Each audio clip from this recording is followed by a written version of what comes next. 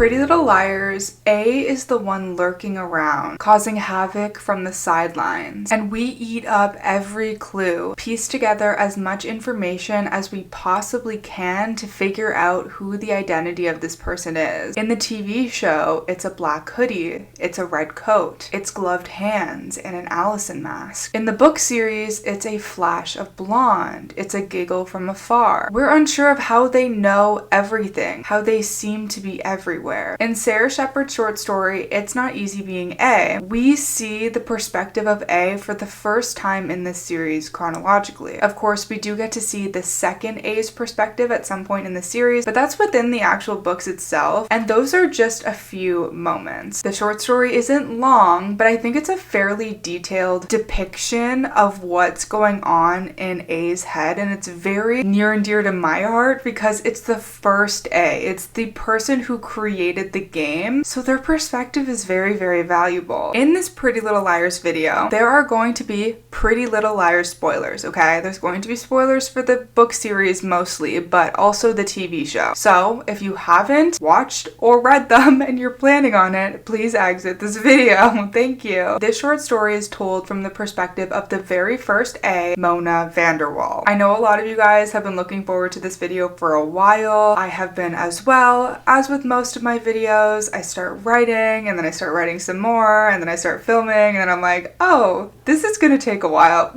So this is a very yappy video. I had a lot of thoughts, and honestly, Mona's mind is very repetitive, so we have a lot of circling back and we do have some repetition here and there. I have a lot of thoughts on Mona. I have a lot to say about her because I love her so much. A couple of years ago, a viewer actually told me about this short story. They're also the one that told me about the Emerson short stories, which isn't canon, but it's kind of like Emily and Allison if they had been together, and I am planning on reading that this summer, so maybe I'll get a video out on that too. But those are also written by Sarah Shepard, so it's so cool that she's doing like fan fiction for her own series. And of course, we support Sarah Shepard. If you've been wanting to read this series or you just really love the TV show, I definitely urge you to give the books a chance. They are young adult, they are a bit young, but if you have love for the series, you will love them. I feel like the plot lines in the books are just superior. They always will be. So I encourage you to read this short story first, even if that means turning off this video for now and coming back to it later. I really enjoyed the experience of reading it for the first time and reading it the second and third and fourth times as I was analyzing it. It's just like this extra little nugget of like hidden media, extra context and extra information that I didn't know existed. And if you read it first, it gives us a chance to analyze Mona's character together. You can form your own thoughts before hearing mine. It's also surprisingly detailed, so there's going to be more stuff in there that I'm not necessarily going to be talking about in this video despite its length. It's worth the read either way. I'm sure some of you guys are going to be asking in the comments where to find either the books or this short story. I'm going to talk about it here to avoid the comments just being flooded with that and like having to talk about it at every comment. As far as I know, the only place to find this short story is in the Amateurs book, but I could be wrong. This is my copy of the Amateurs book. This is a book and I think a series by Sarah Shepard. I haven't read it yet. As you can see, it says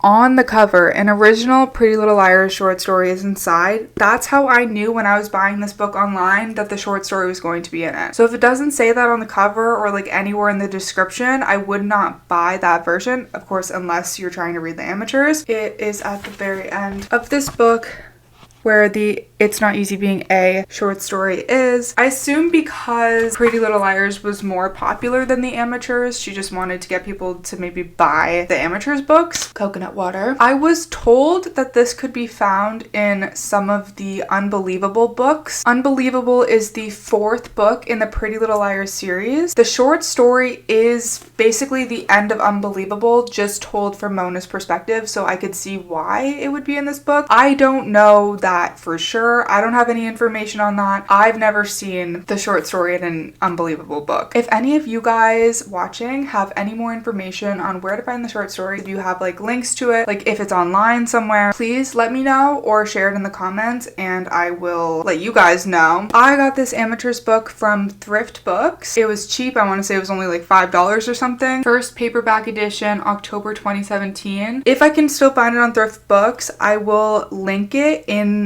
the description description. And if I can find it anywhere else, I will link those in the description as well, okay? As for the Pretty Little Liars series in general, I have them linked on my bookshop.org page. I'm pretty sure it was only the first 4 books in the series that they rewrote certain references to be more modern and they updated the covers. I'm gonna check on Bookshop if they're the old copies, the new copies. I will put as much information as I can find out in the description. I want you guys to find the books. I want you guys to find the short story. I'll try to put as many resources and options, but at the end of the day, I don't know that much more information than you guys do. Do your research, make sure you're buying what you want to buy, check your Goodwills, check your secondhand bookstores. I see so many copies of the Pretty Little Liars books there. We love to support our queen, Sarah Shepherd. Thank you very much. Mona is one of my all-time favorite characters in the TV show and the book series, and because I already covered the first A reveal and Mona's entire existence in the books, there's going to be some overlap information here, and that's kind of why I wanted to treat this as more of a chatty video rather than a complete retelling, although I will be basing all my thoughts on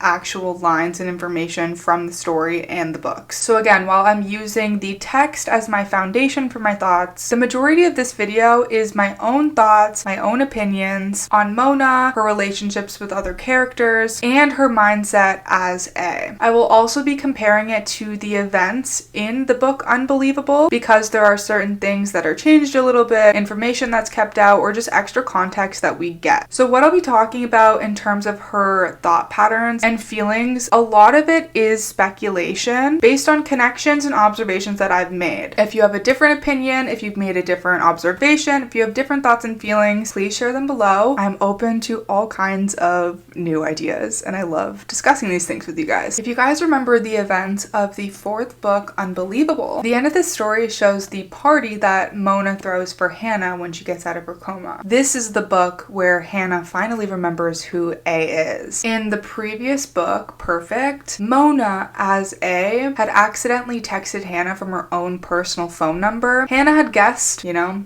is Mona, and Mona ran her over with her car to end her life, I suppose, and she got put into this coma instead, losing all of her memories of what happened that night. Mona was originally planning a candlelit vigil with Spencer to honor Hanna because they weren't sure if she was gonna wake up, but she did wake up, and they decided to transform the party into a welcome home party and turn it into a masquerade because Hanna had all these bruises all over her face. In this book, Spencer and Mona become really close. I accidentally said Hanna in this clip, so editing that out. I think this is a really cool relationship, even given the circumstances. Mona really wants to replicate her relationship with Hanna just with Spencer, and we will get into why I believe that to be true later on. So in the short story, we're obviously in Mona's mind, and she's thinking about how she's not humble. She's not humble at all, and actually the world owes her a lot. Mona is very blunt. She's very confident, at least in her persona as A. She's very confident, and this is honestly what I would expect to see inside her mind.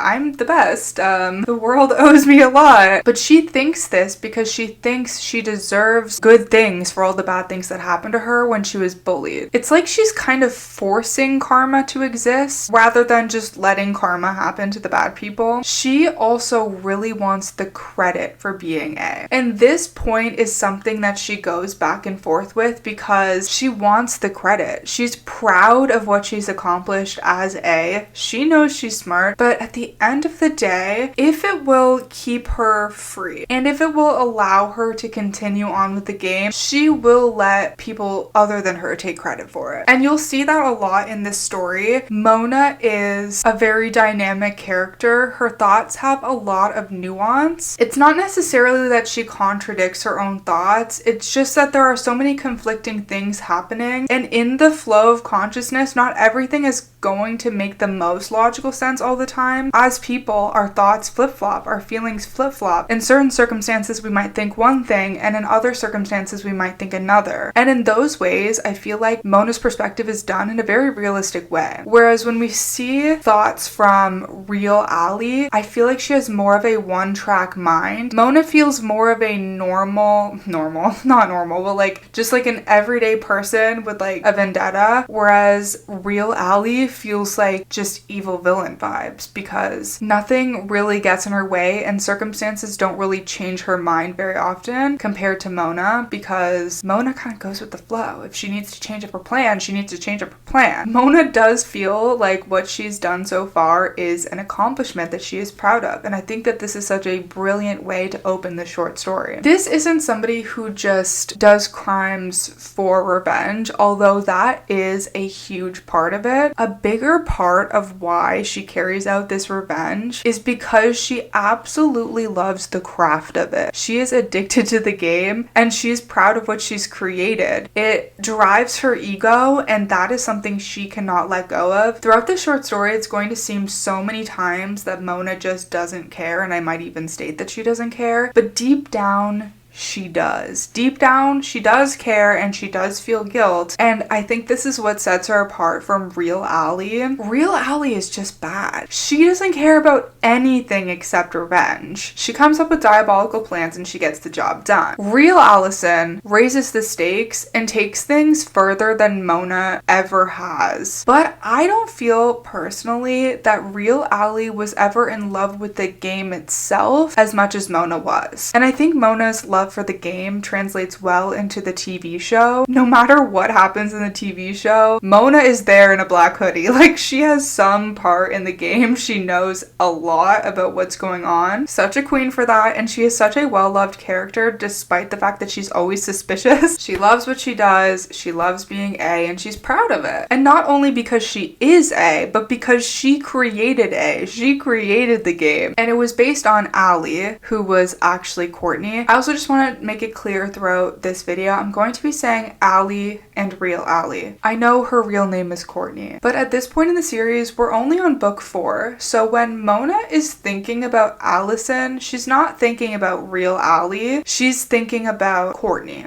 And just to make things less confusing, since she doesn't actually know about Courtney's existence, I'm just gonna say Allie. So if I say Allie, I'm talking about Courtney, the girl's friend, the person who bullied Mona. And when I say real Allie, I mean the real Allison, A, the villain. So Mona bases this game off of Allie, but she is the creator of it. When real Allie takes the game from her, she doesn't create it, she just tweaks it, she just takes it even further. She saw an opportunity and she ramped it up. Mona and real Allie have a lot in common. They both like the game and they both want revenge. I just think for Mona, the game is more important than the revenge at a certain point, and for real Allie, it's the opposite. The way she gets revenge doesn't matter as much. There's no pride in the game. There's no pride in the way things happen. Maybe a little bit. She just wants them dead or in jail, and that's it. The game is just a means of getting that done. Even when Mona starts to feel a little bit bad about the things that the girls have been through or the things that she's done to them, she can't stop because of how addicted to the game she already is. I also think that Mona has more of a life outside of the game and outside of getting revenge than real Allie does. Their circumstances are different, but Mona has other interests. She's more of a dynamic person, and I think maybe part of why I feel this way is because we get more backstory on Mona than we do for real Allie. We get a lot of backstory on Courtney and like not as much as I would have liked on real Allie. Real Allie has to dedicate her entire life to getting revenge because her identity has been taken from her. She can't live a normal life no matter how much she wants to because she's stuck as being Courtney and she's lived so much of her life in these institutions. And even when she gets out of the institutions, she has to live her entire life on the run because of the crimes that she's committed. So there's no break, there's no escape from what she's done. She is solely focused on survival and revenge. revenge. And I love the moments in the book series where we do get to see real Ally's perspective. It doesn't quite feel the same as Mona's perspective. Mona really wants control and she really wants to have her dignity, and I don't think real Ally cares about dignity.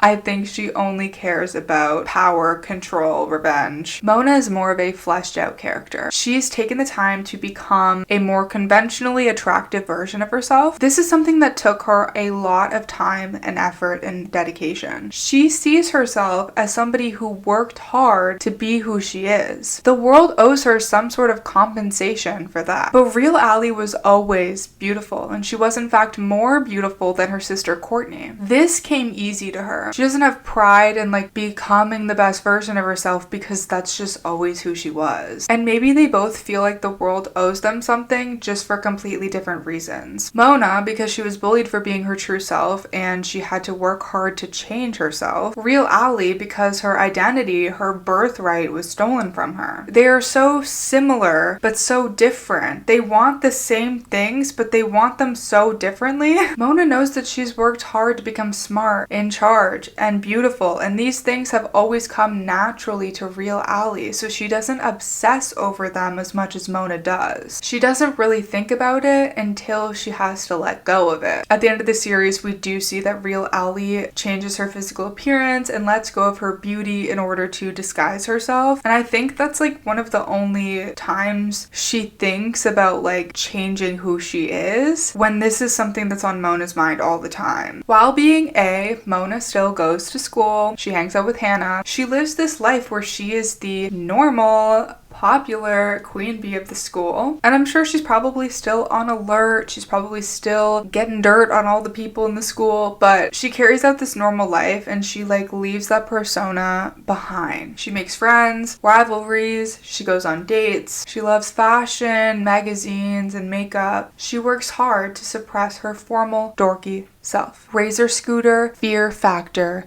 book lover. What a loser. The A part of her might even feel like a secret identity, which leads me into why they portray her the way that they do in the TV show. Of course, in the book series, Mona dies when she falls off the cliff, but in the TV show, she lives and she's diagnosed with a personality disorder. I think it really works in the TV show that they allowed Mona to live, but I do think that the mental disorder part didn't work well and it was a bit insensitive and just kind of overdone in media as like a reason for crimes, but I can see why they decided to do that based on her book character. We see her living a normal life and then acting completely different in her A persona, but I also don't think that's giving Mona the credit that she deserves and wants. She's smart and calculated, she's organized, she has motive for wanting revenge, and I think that's the stronger reasoning, which they do really well in the book series. So in the story, Mona is throwing this welcome home masquerade party for Hanna Marin, who she calls her bestie. In her head, she's boasting about how iconic and expensive her parties are. Mona in the books is very, very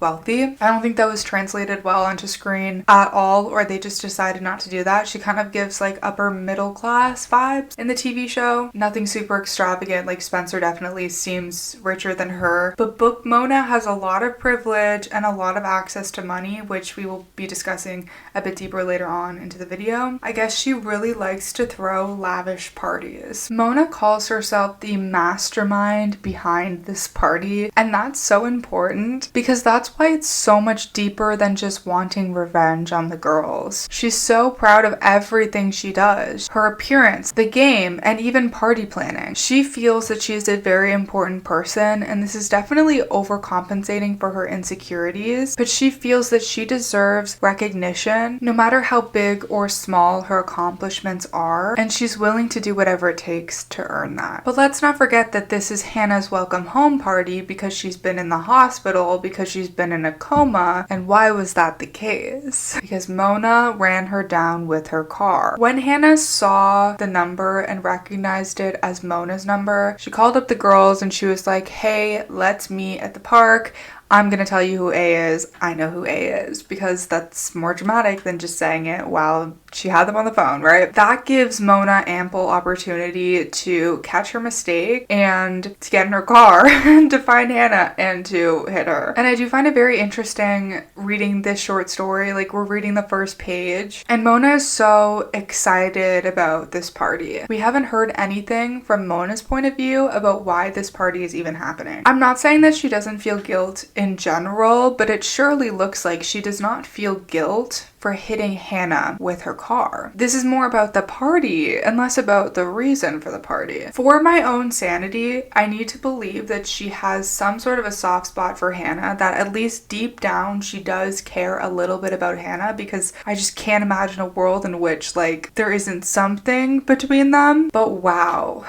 Like, the way she acts in this story, it really feels like she cares the least about Hanna out of everybody. Like, the way she acts is like she has no remorse. And I truly believe that her plan was to end her life. When Hanna was originally in the coma and it was supposed to be a candlelit vigil, like, I wonder if that would have put things into perspective for Mona a little bit more. Would that have made things feel more real? Or would she have had the exact same reactions? The same pride in her work with no regard for her actions? When she sees Hanna, she sees that her bruised face is of course covered with a mask. So even when she's acknowledging Hanna's injuries, she doesn't immediately think about how she was the cause of them. She hit Hanna with the car in hopes that this would conceal her secret for longer. And even more proof that she doesn't specifically feel empathy for what Hanna's going through right now is the fact that when people are giving Hanna heartfelt get well messages, she thinks to herself how cringy they are. So yes, I do think that her intention was to end Hanna's life, but in my opinion, I don't think that was always her intention going into the A game. I wouldn't be surprised if she had been given the chance to continue on with the A game, if things would have escalated in that direction, but I don't think that was like the purpose of starting what she started. But Hanna not remembering and also being alive should be the best case scenario for Mona. She doesn't have to be liable for such a serious crime, and she can continue doing what she's doing. And yet we don't see overwhelming relief for this being the outcome. She doesn't think like, I'm so lucky that Hanna is alive and I don't have to have her death on my conscience. She's not thinking that. And Hanna being in a coma, like maybe she's gonna pass away, was the reason that her and Spencer got close in the first place. So I think she probably wished that Hanna would just pass away to kind of cement that friendship that she started with Spencer, because that's what she's always really wanted. At this point in the short story, she does acknowledge that she was the one who hurt Hanna, but it took us a long time to get here. And I think she doesn't necessarily feel lucky for the way things worked out, because in her mind, she deserves for things to work out. It's not luck. Like, she reiterates the message. She knew too much, citing that as the reason for why she had to do what she did. She actually seems to be more weirded out by the fact that she has to write this like false get better note than the fact that she was the one who hurt Hanna in the first place. And I find this notable because it seems like she's uncomfortable by the thought of like telling this lie, pretending that she cares. I think Mona really likes being truthful. As funny as it is, I think that she does show a little bit of integrity throughout being A and throughout her handling of the game. And of course, this is said lightly. It's said in comparison to real Allie's game. This doesn't mean she's always truthful. It doesn't mean it's a perfect theory. I just think that she does care about the truth because she does care about the craft of the game. Not every single A message is completely true. One example is when she told Hanna that Mona got lipo. Another example is when she told Arya that Meredith worked at Hooters, but that was just really like a ploy to see if she was going to tell the cops. We'll talk about that later in this video. But I do think that her texts and the things that she does is usually rooted in the truth. If it isn't, it serves some purpose that she deems to be more important than the truth, because she's incredibly narcissistic. She wants people to know all that she's done and take credit for what she's done, but she doesn't want to go to jail. So if someone has to take the credit and go to jail, then that's okay. So if she has to tell a lie to the girls in order to get them off her back or in order to test them, which is very important to her gameplay, that's okay, and she will do that. Okay, I'm editing right now. I have eye patches on, which is why I'm so shiny. I feel like this truth-telling theory that I'm talking about here is my weakest theory or like idea in this video overall. I was thinking about just scrapping it because the answer is like, it depends. Like sometimes she likes telling the truth, but it depends. Sometimes she can justify telling a lie. Another lie I'm thinking of is when she tells Spencer that the killer is right in front of her and she's looking at herself in the mirror and she's looking at Melissa in the mirror, and of course she believes that Ian is the killer, but Ian isn't even actually the killer. It's real Allie. The reason why I don't want to scrap this idea is because I don't think that Mona actually always does what she truly wants to do. I think that she leads with her head over her heart every single time. One example of this is, we'll talk about this later on, she reveals that she feels really bad that she had to make Emily feel like Allison never loved her. And I believe that by reading Allison's diary, it would seem like Allie is making fun of Emily. Allie doesn't really love Emily. But Mona observed with her own eyes Allie and Emily together and believed that this was a lie and that Allie actually did have feelings for Emily, and she feels bad that she didn't give this truth to Emily. So do we think that Mona really feels bad for Emily? Do we think that she is just a romantic girly pop? Like, no, I think that she cares about the truth and it pains her not to tell the truth. The other thing that I can't let go that feels like a very important distinction is that at the end of Mona's life and throughout this whole story, she is obsessed with getting the truth out there. She's not the most trustworthy narrator because she's so insecure about her past and because she feels the need to justify everything that she's doing, but she wants the true story out there and she wants credit for all of her hard work. Like, the truth is important to her. It's very, very important to her. And so I can't let this theory go because I feel like it's actually the core of the entire story. I think Mona is obsessed with the truth because she's obsessed with the true story being told, and it's almost as if she knew that someone was going to take over the game. And well, actually she did kind of know that somebody was after the game, which we will get to in this video as well, but her telling this story before she even found out that there was somebody else posing as A, it's like she knew that someone else was going to take over the game. She's the one that deserves the credit. She's the one that came up with the game. At the end, she's telling Spencer the true story of everything, and her story is true. What she's saying is actually true about the bullying, about her motives, about the Jenna thing, which we will get to. But real Allison, not only does she just willy-nilly make shit up all the time, like, yeah, sometimes she goes after things that are true, but she just makes stuff up or just does things for the fun of it, like sending Emily to Amish country. Why? So that we can find out a little bit about Wilden and then it just doesn't amount to anything? Why did we do that? It wasn't important, you know what I mean? Like, when real Allie has the opportunity to tell the truthful story, when they're at the Poconos house and she locked them up and she's about to light the house on fire and she slips that note under the door, this is her opportunity because the girls are gonna die anyway to tell the truth about how they got there and everything that's happened, right? Even in that letter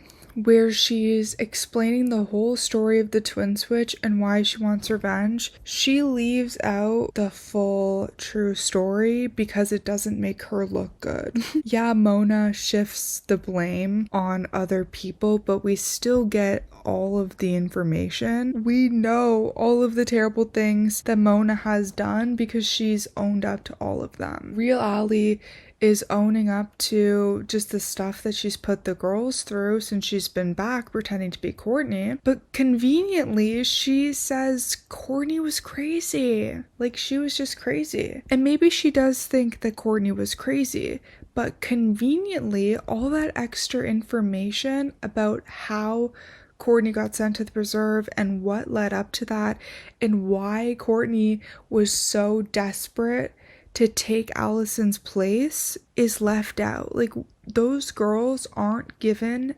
any of that information.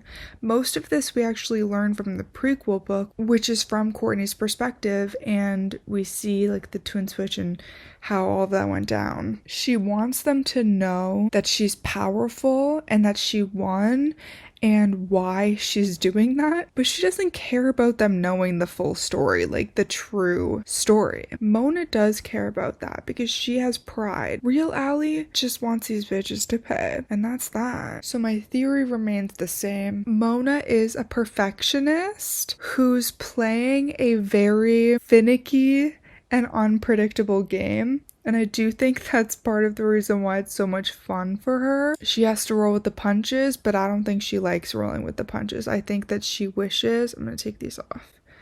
I think that she wishes that things could play out perfectly. She's a narcissist. She can make up the rules as she goes. It doesn't always have to make sense. It just has to make sense to her, guys. Mona clearly doesn't feel bad about hurting Hanna. Like, this wasn't some impulsive mistake that she regretted. In fact, she thinks about how next time she's going to leave Hanna with a lot more than just bruises. Just injuring Hanna wasn't enough because in the end, she's still a liability. Like, I don't think she was just trying to punish Hanna. She was definitely trying to get rid of the problem. Regardless, I am still stuck on the belief that there has to be some love and care for Hanna deep down. I'm just such a Mona apologist that it's actually sickening. And I do love how complex their friendship is in both the TV show and the book series, but I do think in the TV show there is a bit more to their friendship where it's not just like Hanna was a means to an end for Mona. Like, I think we see Mona caring about her a bit more in the TV show. The relationships are so different, but I do think in the books it's a bit more cut and dry with Mona and like her intention, especially without the mental health issues being used as like the main reason for why she does things. It is clear that like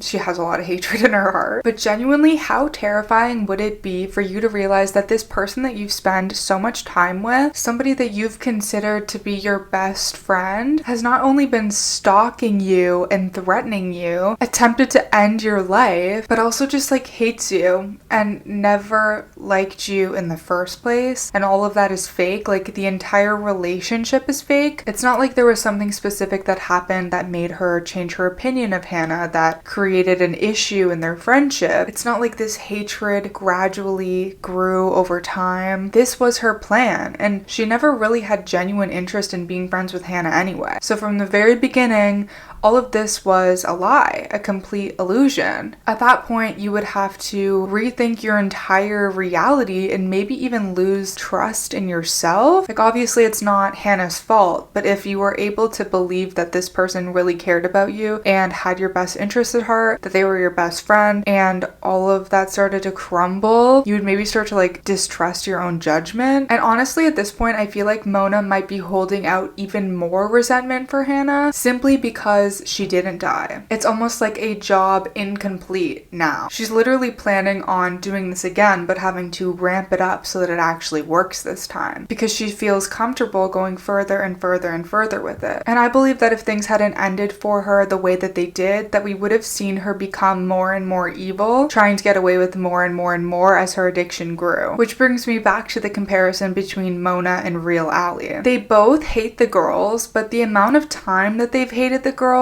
varies, and I think it makes a difference. Again, Mona has freedom out in the world while Real Allie is stuck in the asylum. She spends a lot of time stewing, unable to live a normal life, which adds to her hatred. She has more time to amplify her anger and plan out her revenge. Real Allie has been thinking about this since the twin switch, which happened the summer between 6th and 7th grade, because Courtney goes missing between 7th and 8th grade, and Mona doesn't start being A for a whole 3 years after that, because the girls don't get their first A message until like the beginning of 11th grade, 3 years after Courtney goes missing. I was trying to figure out how long Mona had been A for. I'm not 100% sure, but I looked up Mona's birthday, and the Pretty Little Liars wiki says it was October 8th, So that would mean a little over a month went by since the beginning of the year, like the beginning of the school year. If the school year started around Labor Day, which is the end of August, and then Mona's birthday is near the beginning of October, that short time period would have been books 1, 2, and 3,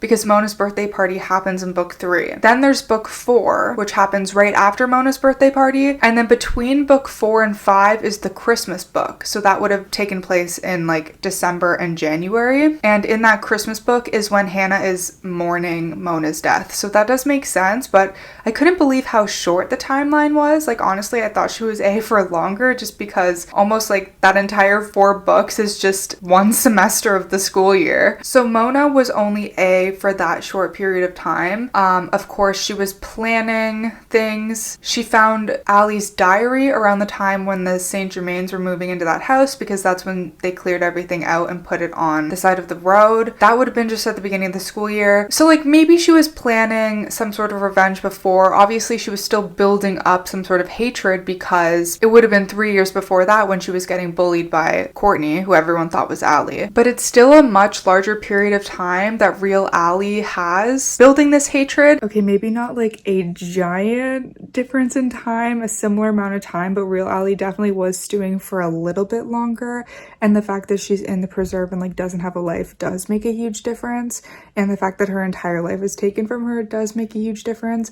But it is so fascinating how similar their storylines are, because their hatred is originally for Courtney and then it gets transferred onto the girls in both cases. And she also knows more information, obviously being a twin, knowing about Courtney. She would have been building up this hatred during the twin switch up until she came back. She killed Courtney. The summer that Courtney goes missing is actually when Courtney dies, and she sees the girls and she knows that they're to blame just as much as Courtney is, because they were there that allowed the twin switch to happen. I talked about this all in the twin switch video, but that's why her hatred kind of like transferred over to them, so it just continued on. Yeah, and obviously she was more isolated, so it just like got crazier, and it was like her life, it was her sister. Like everything about real Allie is just intense to the absolute maximum. And yeah, like if we saw some overlap between their storylines, that would have been so cool. They would have been a really iconic duo. And it's so interesting how in this story, the short story, they actually kind of like show real Allie starting to take over the game, but Mona doesn't know that it's her because she doesn't know that she exists,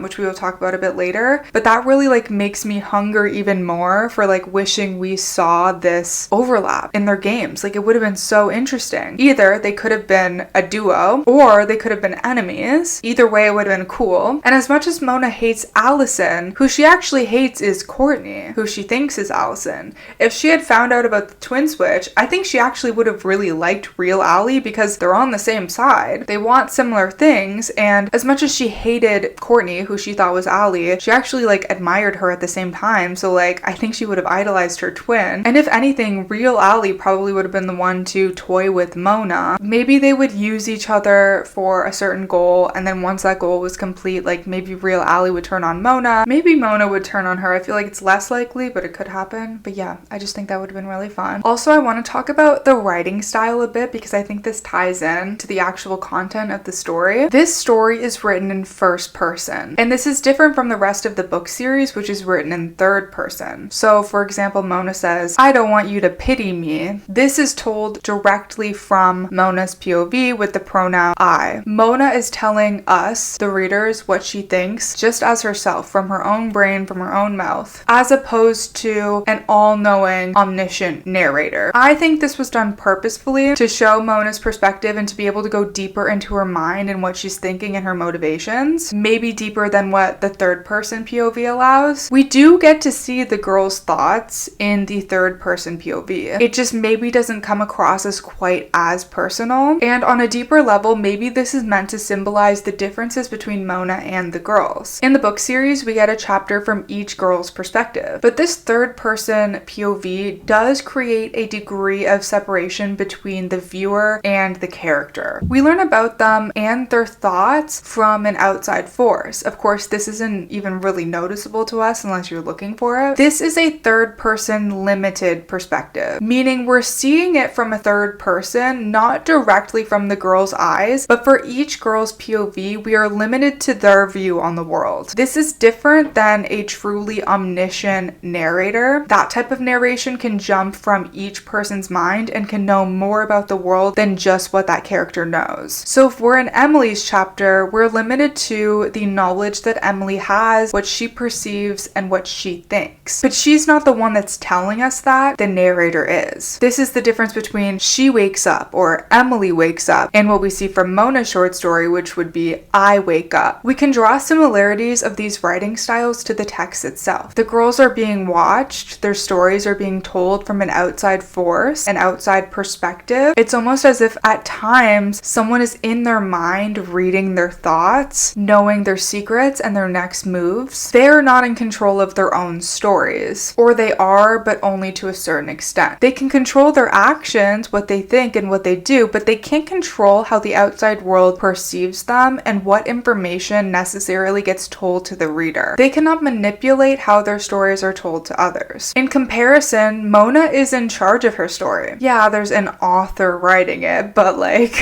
in first person POV, we see every thought fully explained rather than just there and brushed past. And more importantly, she is literally telling us her own story. There's no outside filter organizing these thoughts and telling us what they mean. Mona tells us exactly what she means, and it's our job to decide if that's the truth or not, if she's a reliable narrator or not. She even speaks to the audience directly and stresses the importance of her story being told. She's the one pulling all the strings. She's not being watched, at least for now. Somebody might be watching her tonight, but we will get to that very soon. When we get POVs from real Allison, she's A2, but that's told in third person rather than first person. I think this is just simply for consistency's sake, and clearly I'm reading really heavily into the Mona short story and why it's written that way. I just think it's interesting and it's fun to speculate about. Since those sections of Real Ally are told within the actual book series, for consistency's sake, it just makes sense to write everything in third person. In the short story, Mona tells the audience that she is no longer who she used to be. She even says, I am so far removed that I'm not even going to bore you with the details of who she used to be. This phrase, bore you specifically, is so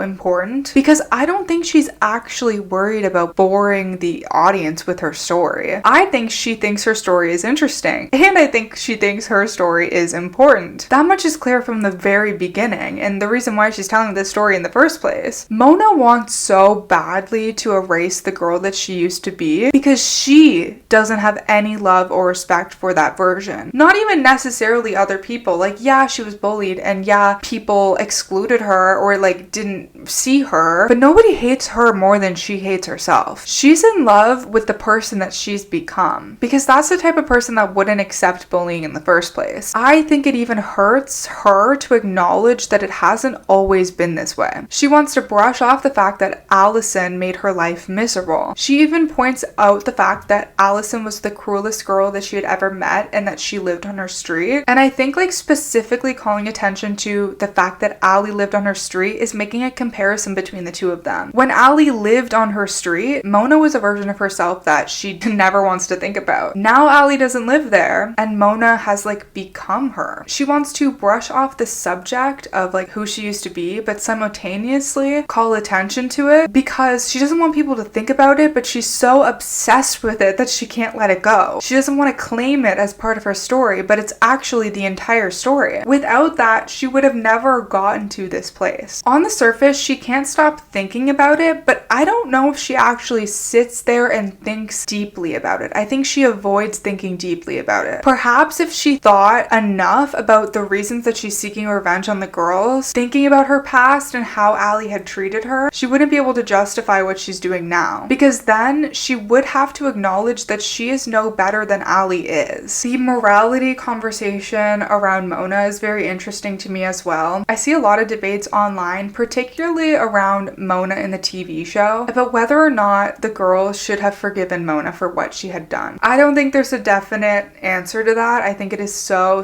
layered. In the book series, obviously Mona has done so many heinous things that cannot be forgiven, but there's still a degree of sympathy for her because of the things that she's been through that made her do these things. There's no justification for it, but we can see why she wanted revenge. But couldn't the same be said for Allison? She was a horrible bully, but she was embodying her twin sister, the real Allison. At the end of the day, this was an act of survival for her that went too far, along with anger and control issues, and the list goes on, but that's how it started. She didn't have any choice but to be Allie, and Allie was a bully. She was terrible, but we can understand why she was terrible. Of course, Mona doesn't know that. She doesn't even know that there are twins. To her, Allison was just this completely evil person that bullied her for no reason. And then she saw her hurt Jenna, and she saw Jenna choose her bully over her. But if she sat there, like, Mona is very smart. If she sat there and thought about, like, okay, well, I'm doing these things, so I'm justified. Is there a possibility that Courtney could have been justified, or there could have been a reason for her doing these things, right? I think if she sat around and thought about it, she would realize that she's no better than Allie, or she wouldn't feel justified in the extremes that she's going to. And she probably doesn't want to consider that because she's so addicted to the game that nothing would really make her want to stop it. And maybe that's why she has to be like, well, whatever. That happened. It's so boring. We shouldn't even think about it. And here's why I'm so great. Here's why you should adore me. But she's the one who wants her story told. And in order for her story to make sense, we have to start with the bullying. We have to start with who she used to be. There's no way around that. And Mona wasn't just some pathetic loser that took the abuse. She actually mentions that while this was happening, she was pissed. She didn't just sit back and adore them. And it's so easy to picture Mona at that time as just some victim. Like, she was a victim, but she didn't accept it willingly. When that's all you see, it might be hard to consider how easily shame and humiliation can transform into anger. And I think that's exactly what makes her into this. It's not like she just woke up one day and decided to transform into this new person or decided to finally get revenge. This is a seed that was planted from the very beginning of being bullied. Allie disappearing also played a huge role in her finally feeling comfortable to take on this new version of herself. She finally felt safe enough to do so. Then finding that diary was her ammunition. She finally had the information that she needed to go after the girls. It took quite a few moving parts for everything to come together for her to become this new person. And quite some time for Mona to even grow the confidence that she's grown over time to where she thinks that she can get away with absolutely anything. I do wonder if Allie hadn't disappeared, if she would have found another way to seek revenge. Would she have gone after Allie, who's Courtney, directly, or would she have always just been afraid of her? You can let me know your thoughts below on that. I'm very interested to know your theories. This is when we learn for certain that Mona had nothing to do with that disappearance, but she's happy about it. She even felt like it was a miracle brought on by the universe just for her. She's very clearly very self-involved, and this feels like the beginning of that strong feeling she has that the universe owes her. Like, this was Allie's karma, and this is Mona's permission to continue chasing that karma. And like, she's trying to find this karmic balance, but she's actually just digging herself into a hole. So when Allie didn't come back, she just decided that she's gonna start her own group. She effectively took Allie's place as Queen Bee. It was her chance to finally get everything she wanted. Because again, this is what the universe owed her for what she's been through. And she even admits to idolizing Allison and all of the girls. She says her first instinct was to befriend those bitches, not ruin them, because she wanted to be them. This is something that felt very out of her reach. She wanted to prove that she was just as good as them. But once she realizes that she can have this power, that there's nothing particularly special about them once it's attainable for her, it's almost like more permission to just take them down. She should be able to have everything for herself because now she's power hungry. It's not enough to befriend them if it's easy for her to be on the same level as them. Now she needs to be even more powerful. But what comes next is honestly one of the best parts of the short story for me. The detail that when I read it, I could not get past it, and it was like so shocking and juicy, and also just made so much sense. Fun fact, Mona says, my first choice was Spencer Hastings. So let me bring you back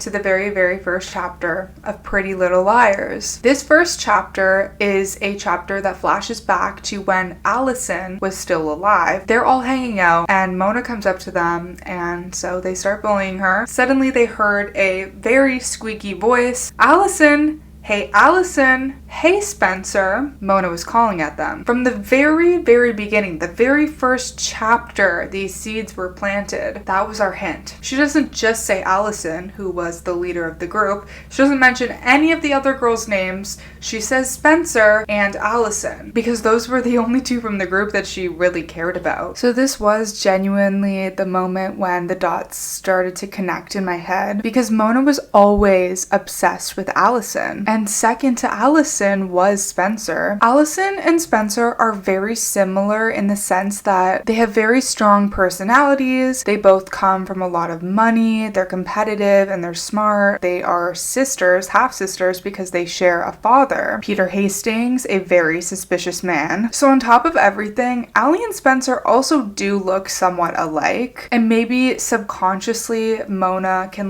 sense that, and that's why she's also drawn to the two of them, because they're so similar in personality but also in physical appearance. And so when Mona is changing herself to be more like Allie, she's also kind of changing herself to be more similar to Spencer. Mona is a very pale blonde, so she's not exactly like Allison. Allison's hair isn't quite as pale, but I always do find it very fascinating reading the books in comparison to the TV show, where Mona and Allie do have that sort of resemblance. So when she says she wants to be Allie, it's not like she just wants what Allie has. She also genuinely wants to be just like her. Mona also saw that Spencer and Allie fought a lot. The only person that could really challenge Allison was Spencer. So Mona also idolized Spencer. She wanted so badly to be friends with her, but Spencer never paid her any attention. She notes that Hanna was actually her second choice, and this only really happened because Hanna is the group's weakest and most insecure, meaning that she was an easy target. And we know that's kind of true because Hanna does kind of just want to be friends with everybody, even if it's her worst enemy. If that enemy is I'm so sorry, let's start over, let's be friends, Hanna jumps at the chance because she wants to be popular, she wants to be well loved. But I also feel like she is such a people pleaser because she's so insecure about herself, and you can tell that she's not very confident in herself, because even though she would kind of accept love and friendship from anyone, she is so obsessed with her image that it gets in the way of her friendships too. When she really liked Lucas and she was forming a friendship with him and then eventually gained feelings for him. Lucas used to be bullied by Allie. He was considered a loser, and so when she's forming this connection with Lucas, she's hiding it from Mona, or she's really worried about what Mona thinks about it, and she can't be involved, and she constantly chooses Mona over him over and over and over because she's so worried about what Mona will think and what everyone else will think if she looks like a loser. But at the end of the day, more than being popular, Hanna wants to be loved, and this seems like a direct pull from her and her dad's relationship.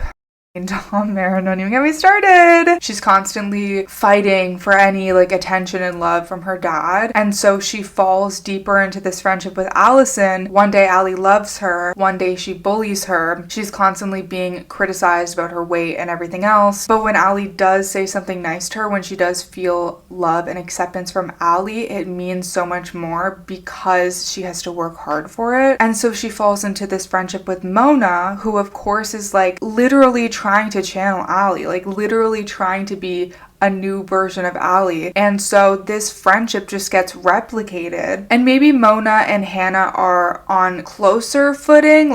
There's not as much in Hanna's mind of a power dynamic because they're friends and there's not one person in charge. But these dynamics still play a part in their friendship. They're not honest with each other. They're kind of mean to each other. They put each other in terrible situations, and usually it's Mona doing this to Hanna, with the shoplifting and excluding excluding her and punishing her when she's not happy, but they can't be honest with each other about their insecurities, their EDs, their relationships. Mona has this whole alter ego because she can't let go of like the pain that Hanna and her friends put her through, even though on the surface it seems like there's no one in charge, there's no real power imbalance. This entire time Mona is in power because she's A, and Hanna just isn't aware of this. So in a lot of ways her friendship with Mona is actually a lot worse than her friendship with Allison was. At least Allie was Allie. She was out in the open about who she was. Like, she had secrets and she manipulated and she was terrible to her friends, but they all knew that she did that. They all knew that she wasn't that good of a friend. I don't think Hanna knew how much damage Mona was doing to her until it was too late. There was no way to be like self-aware about it in the moment, and so all of that being such a shock on top of what she dealt with Allie and on top of what she dealt with her dad is just like so damaging. A lot of this time I just have found it interesting that Hanna kind of like flocks to the same type of dynamics, the same type of personalities. She replays history kind of over and over again, and we see this with Naomi and Riley and with Kate, where she's just trying to please people, you know, like she's just trying to be accepted and be loved by people who just don't really respect her. And as much as I think this is true, I think that she does kind of fall into those types of relationships. A lot of this is kind of set up for her, especially with Mona, because Hanna wasn't Mona's first choice as a friend. She didn't just naturally become friends with Hanna. Mona sought out Hanna specifically after failing to befriend Spencer in her pursuit of becoming more like Allison. Mona is completely manipulating her, replaying history, but making it seem like Hanna finally has the power this time. And because Hannah's guards are going to be down, because this is somebody she should be able to trust, because they share the power and they share the popularity, and maybe they use each other, but that's okay because they also love each other. Mona is able to get everything that she wants because she has this undying loyalty from Hanna. It makes sense that she picked Hanna rather than Emily or Aria because Hanna was the insecure one, and honestly, like, her plan and everything she wanted to accomplish just wouldn't have worked with Spencer anyway. This friendship gave Hanna everything she thought she wanted: having a best girlfriend, having popularity, not getting ridiculed, being hot. Spencer does not seek love and acceptance from other people in the same way that Hanna does, so it just wouldn't have worked. I talked a lot about like Hanna and her seeking acceptance from her dad. I do think that Spencer seeks acceptance when it comes to her sister Melissa and her parents, but this doesn't seep out into her relationships with other people quite as much. Again, like, yeah, I'm sure it does sometimes, but this is not really like a character trait that she has where it's very prominent with Hanna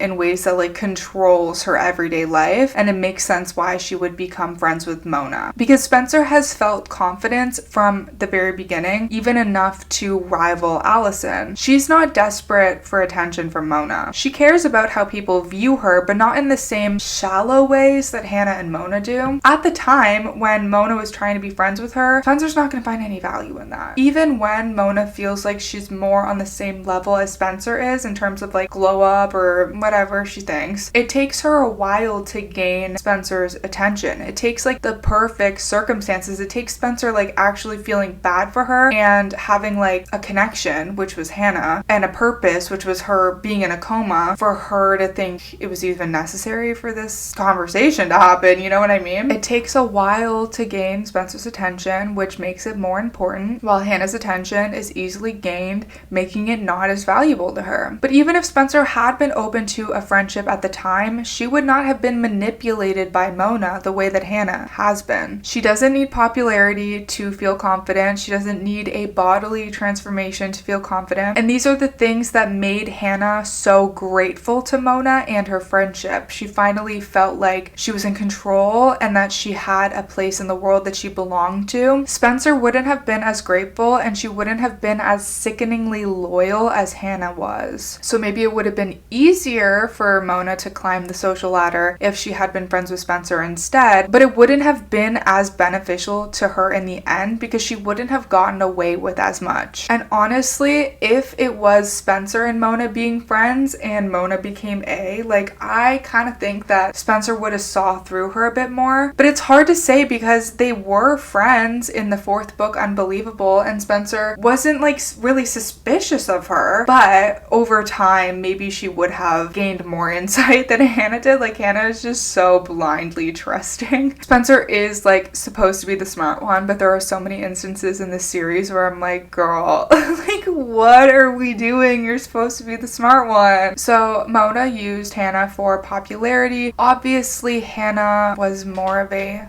loser because of her weight or whatever, but she had somewhat of importance because she was friends with Allie, and Allie was very popular. So all it took was a makeover for everybody to view them in a different light. So now that we have all of this context, what did this friendship with Hanna actually look like? How much of what we saw from Hannah's eyes is now completely warped now that we're seeing it from Mona's eyes? Most of it. Let me answer that for you. Most of it. Mona explains that she did enjoy her relationship with Hanna, like the time that they spent together. They did have fun times, but in the midst of having these fun times, she still could not let everything go. She would just look at her in the middle of having a good time and think about how disappointed she is that they've become such good friends and they've spent so much time together, but Hanna still hasn't apologized for what she's done to Mona. I do think it's kind of weird to start a whole friendship with someone and never acknowledge it, honestly. I feel like you have to acknowledge that, otherwise it's weird, but they just never talked about it. So Hanna should have brought it up. I do think that's incredibly valid. And you know what? Mona even acknowledges that Hanna wasn't like the direct bully. Like, she just kind of went along with what Allison did, which the other girls did as well. That sucks, but it's hard to ignore Hannah's perspective. It's very nuanced. Like, Hanna didn't do anything about it because she didn't feel like she could. If she had done something about it, she probably would have lost everything. And like we've talked about, the way her relationship with Mona kind of like means everything because it gives her everything. That's how she felt about Allie and being a part of that group of friends as well. She was clinging on to them because she already felt like she lost everything. Like, her dad left her and started this whole new family. She's insecure about her weight and struggled with her eating so much. This gave her a purpose. She was young, she was in 7th grade, and she was also being bullied by Allison. So it's just not black and white. And we do know from reading this series that the girls felt guilt for bullying their classmates. It's very interesting to think about what might have happened if Mona and Hanna had communicated more. I wonder if this would have changed the trajectory of things. Because here, Mona is expressing that this is the main thing that's been bothering her. Because of this, she can't feel satisfied in her new life. And it does seem like in the beginning they had fun, so maybe this resentment just continued to build and build and build and build. And even though like she started this friendship with a vendetta, like maybe if Hanna had apologized, she would have rethought things, or maybe she would have tried to include Hanna in the A team. But like I've been explaining so far, I do feel like as time went on, Mona gets more addicted to the game, she gains more and more power, and she feels untouchable. I don't know if an apology would have changed all that much. Maybe she would have just felt more for Hanna, targeted her less, and like I said, maybe added her to the A team. I feel like she still would have wanted revenge, and maybe even Hanna like admitting guilt would make her feel more angry. Mona feels a bit unpredictable to me, so like maybe even bringing up the subject would have pissed her off or set her off. Like, I don't know. Literally anything could happen with Mona, and that's why I just talk and talk in circles about all the possibilities. Would things have ended up differently if Hanna had apologized? Because Mona, like in her mind, seems convinced that it would have, but I don't actually think that it would have in the grand scheme. Like in terms of her stopping the game, I don't think she would have stopped the game. But the thing is, the very relationship that Mona and Hanna has formed is the exact reason why she's holding back her feelings. They have a very surface level relationship despite calling each other best friends, and the fact that like Hanna really loves Mona. They both know that they use each other for social standing, and they don't really share deep thoughts or feelings with each other. They keep appearances, they don't show weakness, they go out and order salads that they don't eat. They need to appear to be perfect, not only to the outside world, but also to each other. Hanna should have communicated. She should have apologized. There are times when Mona brings up Hanna's old friends, and Hanna's the one that gets really weird about it. She feels really guilty about it, and that's why she avoids it. But I think this dynamic is completely built off of what Mona wants. I don't think Hanna feels comfortable bringing this up to Mona, not only just from her guilt, but because she thinks Mona will be upset by it, or like doesn't want to give her the reminder. That's the vibe that I get. I don't think it's just her guilt that's holding her back from saying things. Even when she blindly supports Mona and stands by her, she doesn't like bare her soul to Mona the way she does to other characters like Lucas. They do have heartfelt moments, but they just like don't dig deep into it, if that makes sense. Mona confirms in her mind that the lack of this apology is why she's been holding this grudge for so long. She was bothered by how unbothered the liars always acted about the bullying. And we know that this isn't true. This is just her own personal perception of things, because the girls do feel guilty for it. She genuinely believes that the girls have no idea what it was like to be in her position, to be bullied, and that is so wild to me. Like, part of me gets that. If I was in her shoes and I was being bullied, I'd probably assume like, well, this person doesn't know what it feels like, because why else would they be doing this to me? But at the same time, I feel like this shows a lot of Mona being self-centered. Again, she assumes that the girls weren't bullied, which doesn't make sense because Mona experienced firsthand how desperate Hanna was to lose the weight. That had to stem from somewhere. Even if she didn't spend a lot of time with the girls at that time, the way Ali treated them was fairly obvious. She admitted so many times that she observed them. So there's no way that she was watching them so heavily but unaware that Ali bullied them. Doesn't make sense. When she becomes A, she literally uses the liars' secrets against them that Ali wrote in there. Why would Ali write them in there? Like, obviously they were being bullied by Ali too. Like, and Mona's smart. Like, she can make this connection. Like, she just doesn't want to make this connection. She wants to justify what she's doing. Again, Hanna should have brought this up. She should have apologized. But Mona is willing to go to such extremes because of this, right? If you're willing to go to such extremes, I think maybe you should just bring this up to your best friend.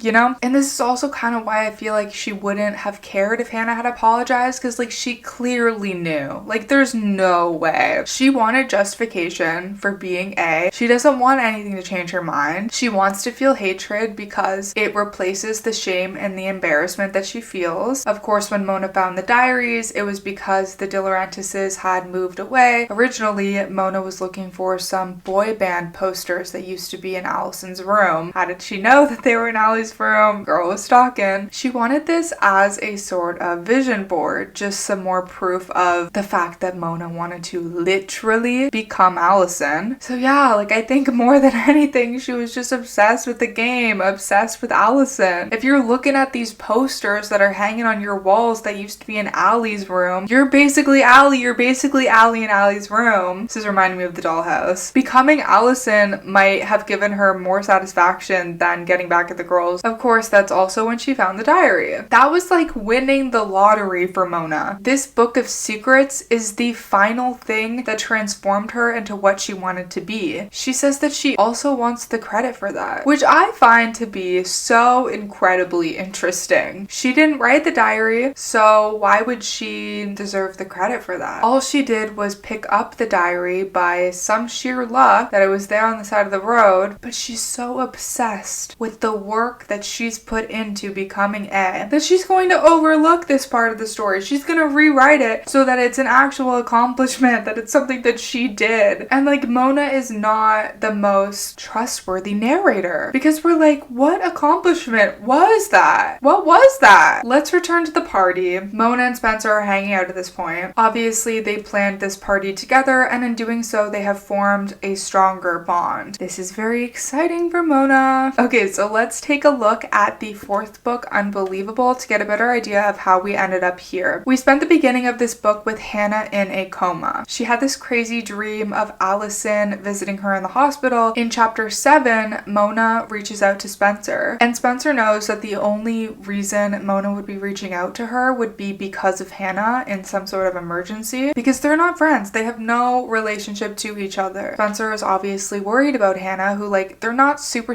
close friends, but like they're friends and they've been in touch recently because of A, and Hanna just got hit by a car, so she's nervous. Mona says that Hanna is not okay because she's in a coma. She tells Spencer that the doctors don't even know if she's going to wake up. At this point, as readers, we don't really know if this is the truth or not. We're not getting Hanna's chapters because she's in this coma, so it's kind of scary. Like, yeah, maybe she's not gonna wake up. Maybe, like, because, you know, this was like the ending of the arc. It was like, maybe they're gonna kill off Hanna, like, we don't know. So she tells Spencer that she's calling because she's super stressed out, and she heard that Spencer is good at party planning and she could use her help. Spencer's good at everything. I don't know about, like, specifically party planning, like if we've heard about that in the series or not. It's kind of funny, it's kind of random, but okay. So she's like, okay. Obviously, it was a decent excuse to get Spencer involved. It's her first successful shot at forming this friendship with Spencer. But this is, like, so funny because at the beginning of the short story, Mona is boasting about how she is the best party planner to ever exist. She was telling us that. She was saying, like, I throw amazing ragers. Like, I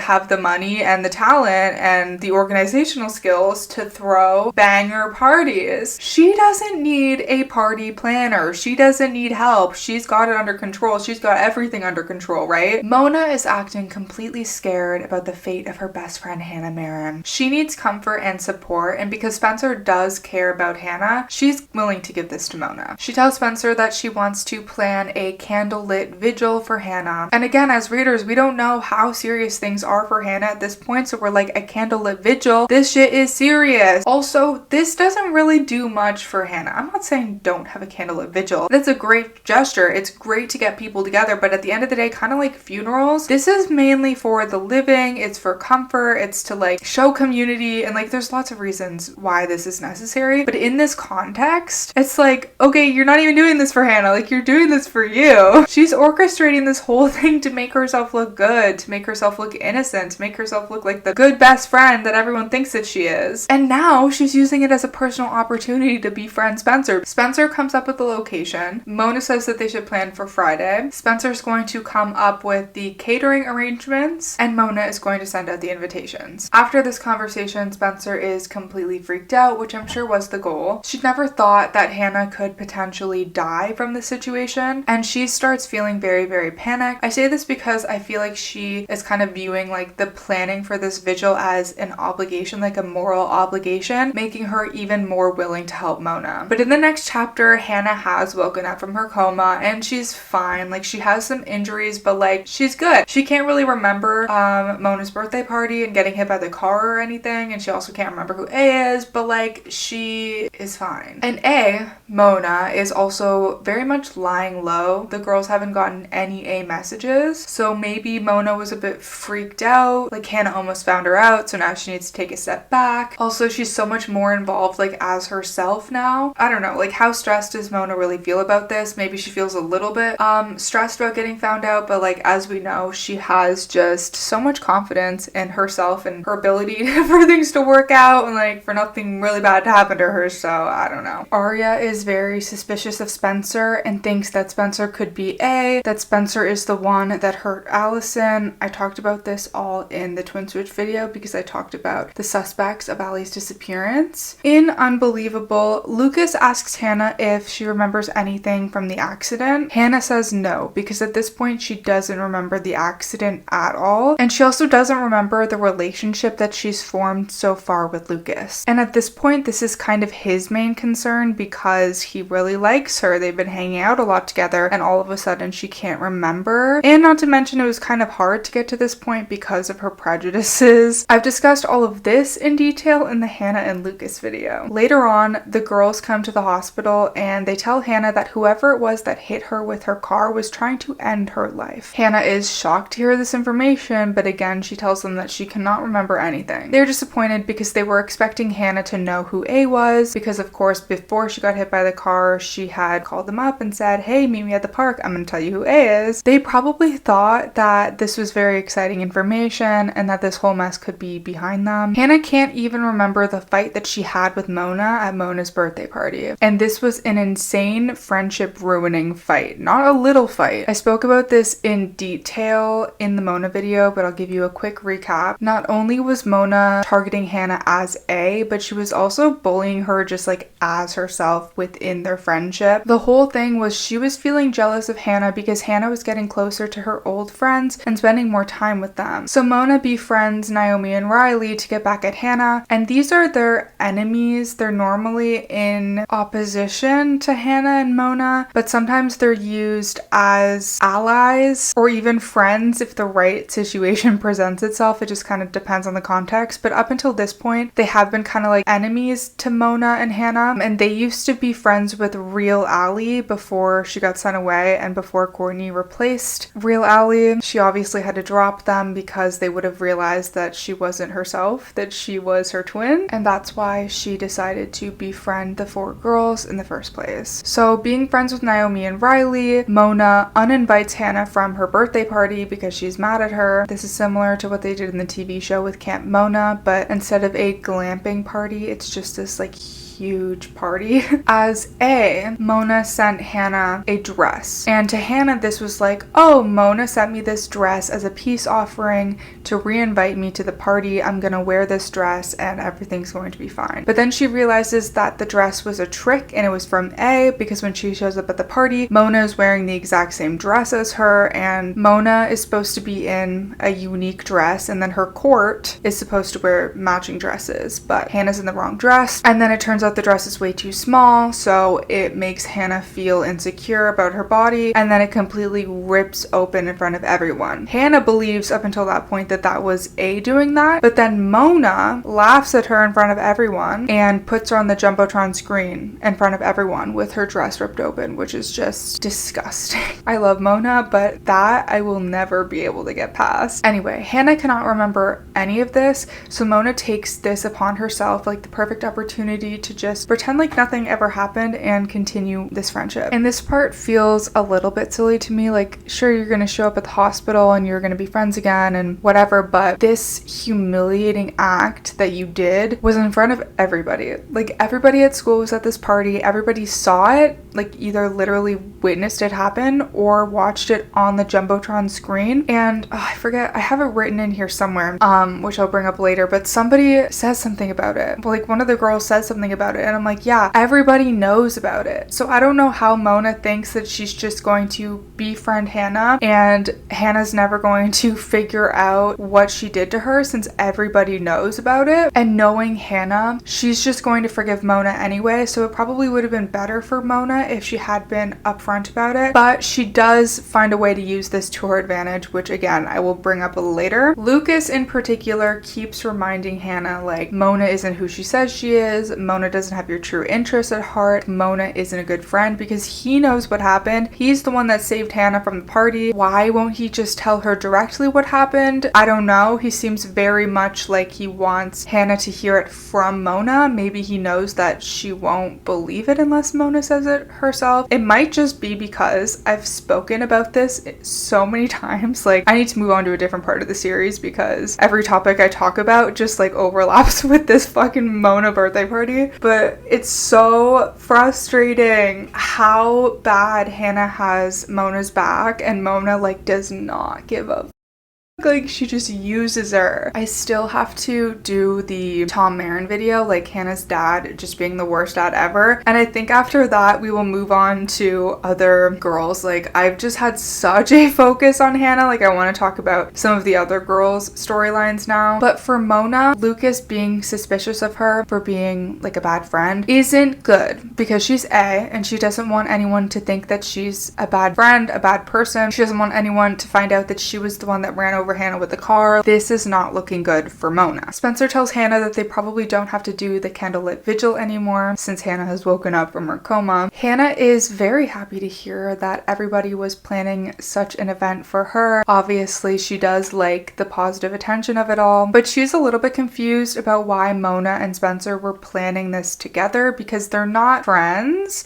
Obviously, the girls is a very sore spot in her friendship with Mona, and Mona has had a very serious issue with her spending time with them up until this point. So, and let's not forget, if it wasn't for A, they wouldn't be spending so much time together at all. Hanna doesn't really have any interest in being friends with the girls. The only reason why she is friends with the girls is because they're in this together. They're all receiving messages, much like the TV show. They all attend Allie's funeral after her body is found. Then they just gradually figure out that they're going through the same thing. Hanna was happy and satisfied with her friendship with Mona. She wasn't looking for other people to be friends with. So Mona is just creating problems, I fear. She's making all this up, I fear. So Hanna suggests that they should just turn this into a welcome back party. Mona loves this idea, but Hanna is a little bit insecure about all the bruises that she has all over her face from getting hit by a car. She suggests since it's so close to Halloween, they should just do a masquerade party. This also makes sense for the timeline I was talking about, where Mona's birthday was at the beginning of October, and then obviously the book that comes after Unbelievable is the Christmas book. So then if it's very close to Halloween, we can assume this party is taking place mid to end of October. So in chapter 16, Mona and Spencer are hanging out together to plan this party. After a few days of complete silence from A, Spencer has gotten another A text message. So that obviously stresses her out because she probably had hope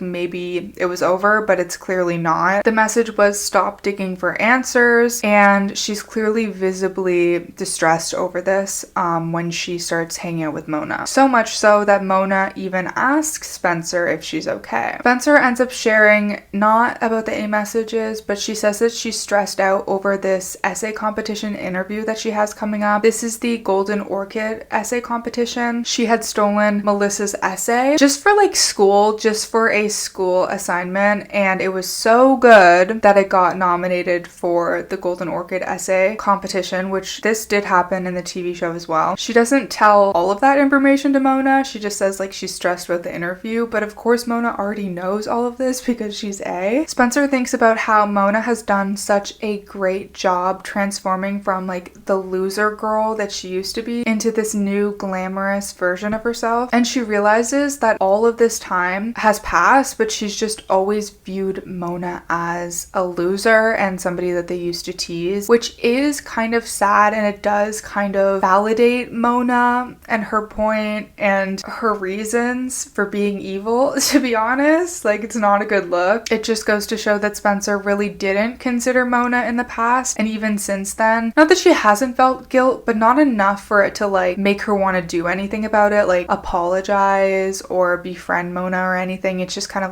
that happened, I'm moving on with my life. But it really takes Mona being in Spencer's face for her to feel super guilty about things. And I don't think Spencer ever wanted to bully people. I think that she was manipulated by Allison, just like all of the other girls were. And I also don't think that she's mean to people now at this point in the story, but I think it does show she has sort of an indifference attitude. She doesn't really think about Mona, so her perception of her doesn't ever change. She even acknowledges that this is probably the first time she's ever spoken to Mona one-on-one. Mona shares all the ideas that she has for the party that would make Hanna feel special and welcome home. And then Spencer says, Hanna is lucky to have you as a friend. Ugh, that line.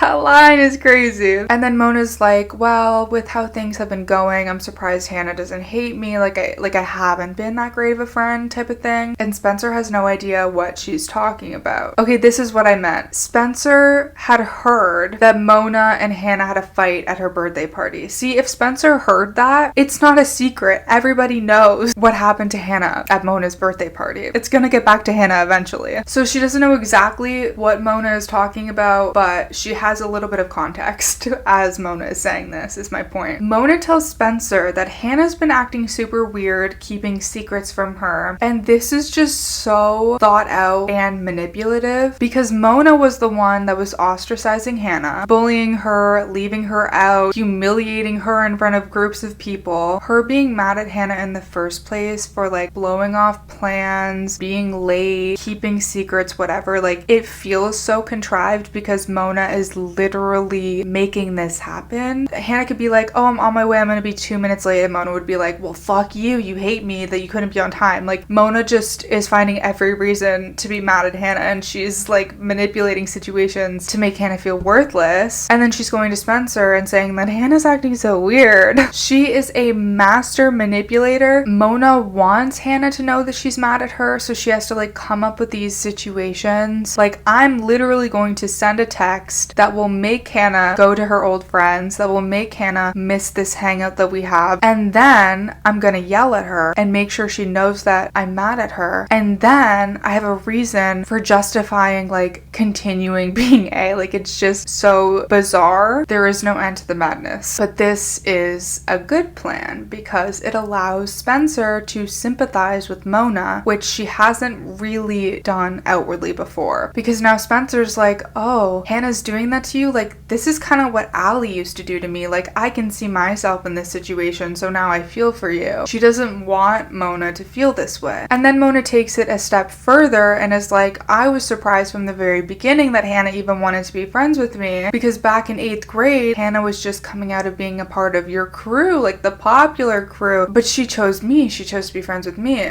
She tells Spencer that at the time, the friendship even felt too good to be true, and that sometimes she feels insecure and she still feels like that's the case. Yeah, this is somewhat performative, but I also do think it's a bit of a glimpse into how Mona actually feels. Mona holds onto her past super, super heavily. Even if being friends with Hanna wasn't what she wanted, even if she doesn't value this friendship, she still might have been shocked that Hanna, who was a part of Allie's group, would give her the time of day because of how much she values Allison. And obviously you can choose to believe her or not. Maybe all of this is a lie and that's not how she feels at all. I think she will say things to make herself look better, but I also believe that she thinks that Hanna has been acting weird. You know what I mean? Like, yeah, Mona's the one manufacturing this whole situation, but I think she genuinely does that. And then she steps back and she's like, so Hanna's acting really weird. You know, she can justify being A for revenge and like sending these text messages to Hanna or whatever. But when Hanna does choose to go talk to her friends, does choose herself, does try to protect herself, does try to get rid of A, she might kind of feel like, well, how dare you? Like, how dare you try to get in the way of my business and what I'm doing? And how dare you choose the girls over me even in the midst of all of this? Like, no matter what you're going through, you should choose me. Like, maybe it's sort of like a test of their friendship as well. And when Hanna isn't acting the way Mona wants, maybe she gets more angry. Again, all of this is just speculation. Like, I'm just yapping. I'm literally just talking out of my ass at this point. You can give me like the most boring textbook on literally anything and I would be like, wait, like we could interpret this a different way.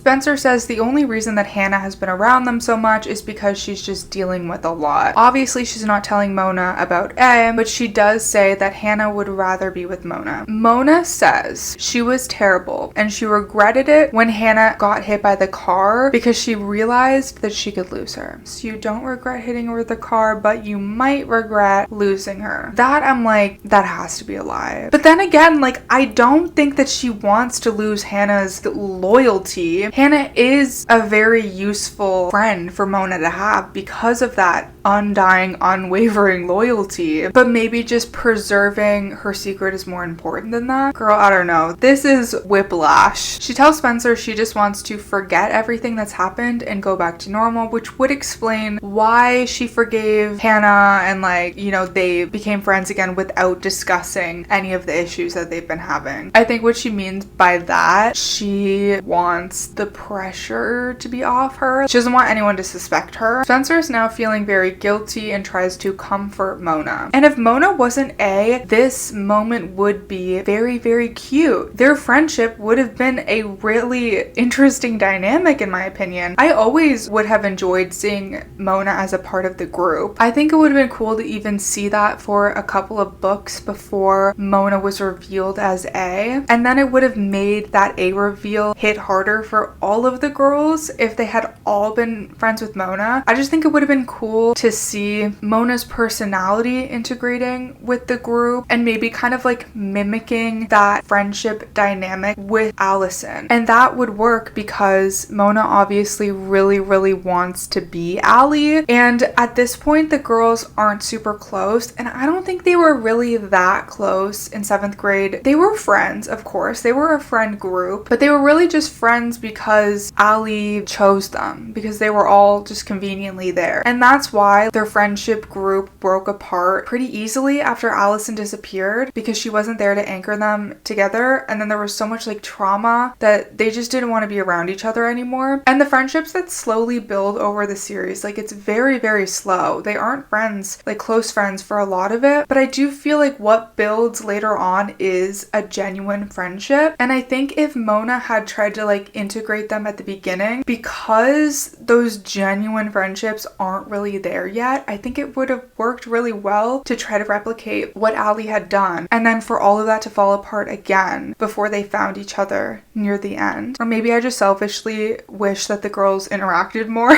because I love the parts when they interact. It makes sense that they're not best friends, don't get me wrong, but like that's why I love it so much when they go to the Poconos house and they have these heart-to-hearts with each other and they start to catch up. But again, that was like kind of the same situation where like they thought Courtney had come back. No, it's not Courtney, it's actually Allie, but it's not actually their Allie, it's real Allie. They really only came together even then because real Allie was replicating what Courtney had done. But then by the end they are actually like friends and it's like genuine and it's so emotional. The moments in Vicious are really heartfelt, to be honest. This also would have allowed us to see Mona get everything she's ever wanted, because really all she wants is popularity and to be like Allie and to be a part of a group. But the final nail in the coffin for me, where I'm like, okay, this is not just like a cute friendship forming. Even if we take out the A stuff, this part really got me. There are two guys staring at Mona and Spencer, and Mona asks Spencer if she wants to make them lose their minds by flashing them. Obviously this is weird, but beyond that, this is something that Hanna and Mona do together. Spencer isn't into it at first. She's like, that's weird. But then she gives in and she actually enjoys herself. As weird as it is, this is such a brilliant part in the story because it subtly shows that not only is Mona forming this relationship with Spencer, but the goal is to replace Hanna with Spencer. By the end of this meeting, they agree to hang out again and their friendship has been formed. Mona is feeling so comfortable and so proud of herself that she even follows Spencer out of the building to tell her a secret. She says she's been getting these text messages and these text messages say horrible things about her. They share her secrets and she's scared. It's from some anonymous person called A. So not only does she want to make it seem like she's not A because she's receiving these text messages, she wants to show Spencer that she is one of them. She wants to be a part of this group and this is the best way in, and it's even better because now she has like an inside scoop about what's happening. Like if they suspect anyone who's A, she's going to know because she's going to be on the inside instead of on the outside. In chapter 20, Hanna is expecting Mona to come over, but she's shocked when she sees Mona, but also Spencer, and also Emily, and also Aria. And Mona supposedly hates all of them, right? So why would she be with them? But Spencer is all business. She tells Hanna that they have something important to talk about. They go inside the living room and they sit down, and Hanna notices that Mona sits in the exact same spot that Allison used to sit. Spencer sits in the big leather chair in the corner, Emily and Aria sit on the couch, and Mona has taken Allie's seat on the chaise by the window. And here's one of my favorite little details. When Hanna squinted, she could almost mistake Mona for Allie. So like, is it a coincidence that Mona sits down where Allison used to sit? No, I don't think so. Like, I think she literally used to stalk them and look through their windows like a peeping Tom, and so she knows where Allie used to sit. And this is so integral to the story. It hits the nail on the head before we even get to the part where we should know this information. It could be fairly natural to Hanna to feel that Mona resembles Allie a little bit because they're both blonde and she's sitting in that that exact spot, and you know, the last time they were all there together, that's where Allie would have been sitting, and Allie is missing. This could just be a passing thought that Hanna is having in the moment, but at the end of the day, when you find out who exactly Mona is and what her plan is and her motivations and all of her inside thoughts that nobody else knows, this is her intention. Spencer starts talking about getting another A message, and Hanna is obviously confused because she's like, why are we talking about this in front of Mona? Obviously, she's been keeping this a secret from Mona. She hasn't said anything about getting these texts to her. But Spencer's like, don't worry about it. Mona is actually involved. She's actually also been getting these text messages from A. Everybody is astonished that this could be true. This obviously really complicates things for the girls. This twists everything that they might have thought about A up until this point. They thought that A has been targeting Allison's old friends, but Mona isn't one of Allie's old friends, so this kind of makes it more confusing about who might be targeting them if Mona's also involved. If they had any idea of who A could have been and like narrowed it down, now everything's going to be jumbled up in their mind. It's not going to feel as clear anymore. Obviously, if A is targeting Allie's old friends, A could have been somebody who hated Allie. That's the exact reason why they thought Toby was A, and why Jenna has been so suspicious to them the whole time. I don't know why nobody suspected Mona. If Jenna was suspected, I guess not everybody Allie bullied was suspected because nobody suspected Lucas, but Mona being involved disrupts this pattern and they're kind of back to square one, which is obviously the perfect scenario for Mona. She's getting her perfect in with this group, which comes with a friendship with Spencer, which is what she wants. She's taking on Allie's role as well, which is the closest thing to becoming Allie, which is the closest thing to getting revenge on Allie because she believes that Allie is dead. And in doing this, she would feel more protected. Like, there is less of a chance that the girls will find out that she's A, keep your enemies close type deal. Mona tells everybody that she's really scared and even suggests going to the police. She can't be guilty if she's willing to go to the police. Emily is the only one that likes this plan, and Aria actually says no, they should not go to the police. That's when Mona gets another A message, supposedly. I guess she must have scheduled it, which is just like another strategic move on her part. The A text mentions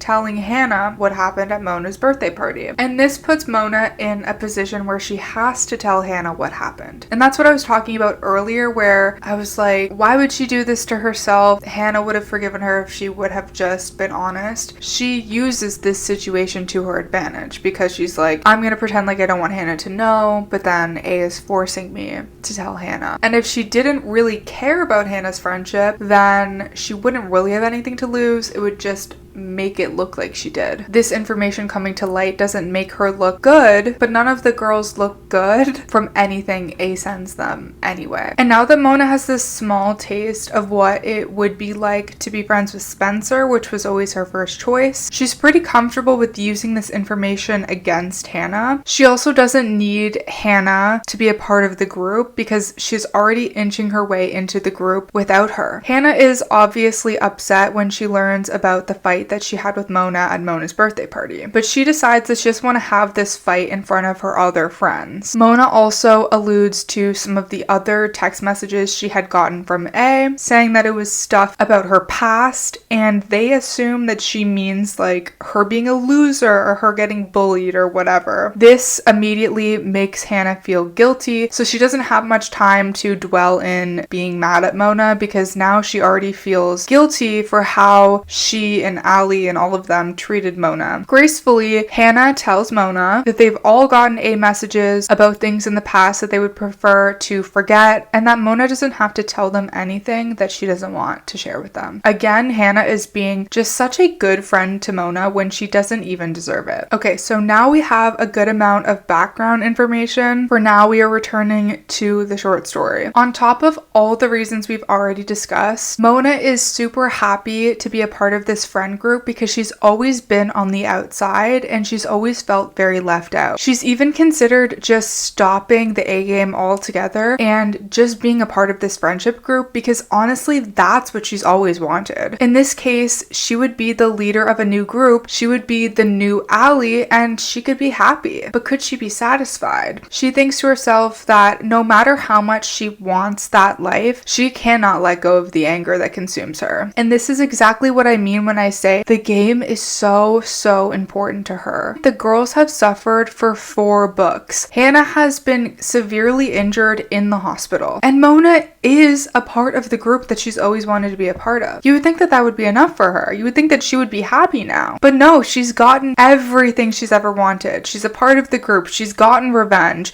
and that is not enough for her because she's addicted to the game and she's addicted to the power of being A. And low-key Girly is a little bit of a busybody.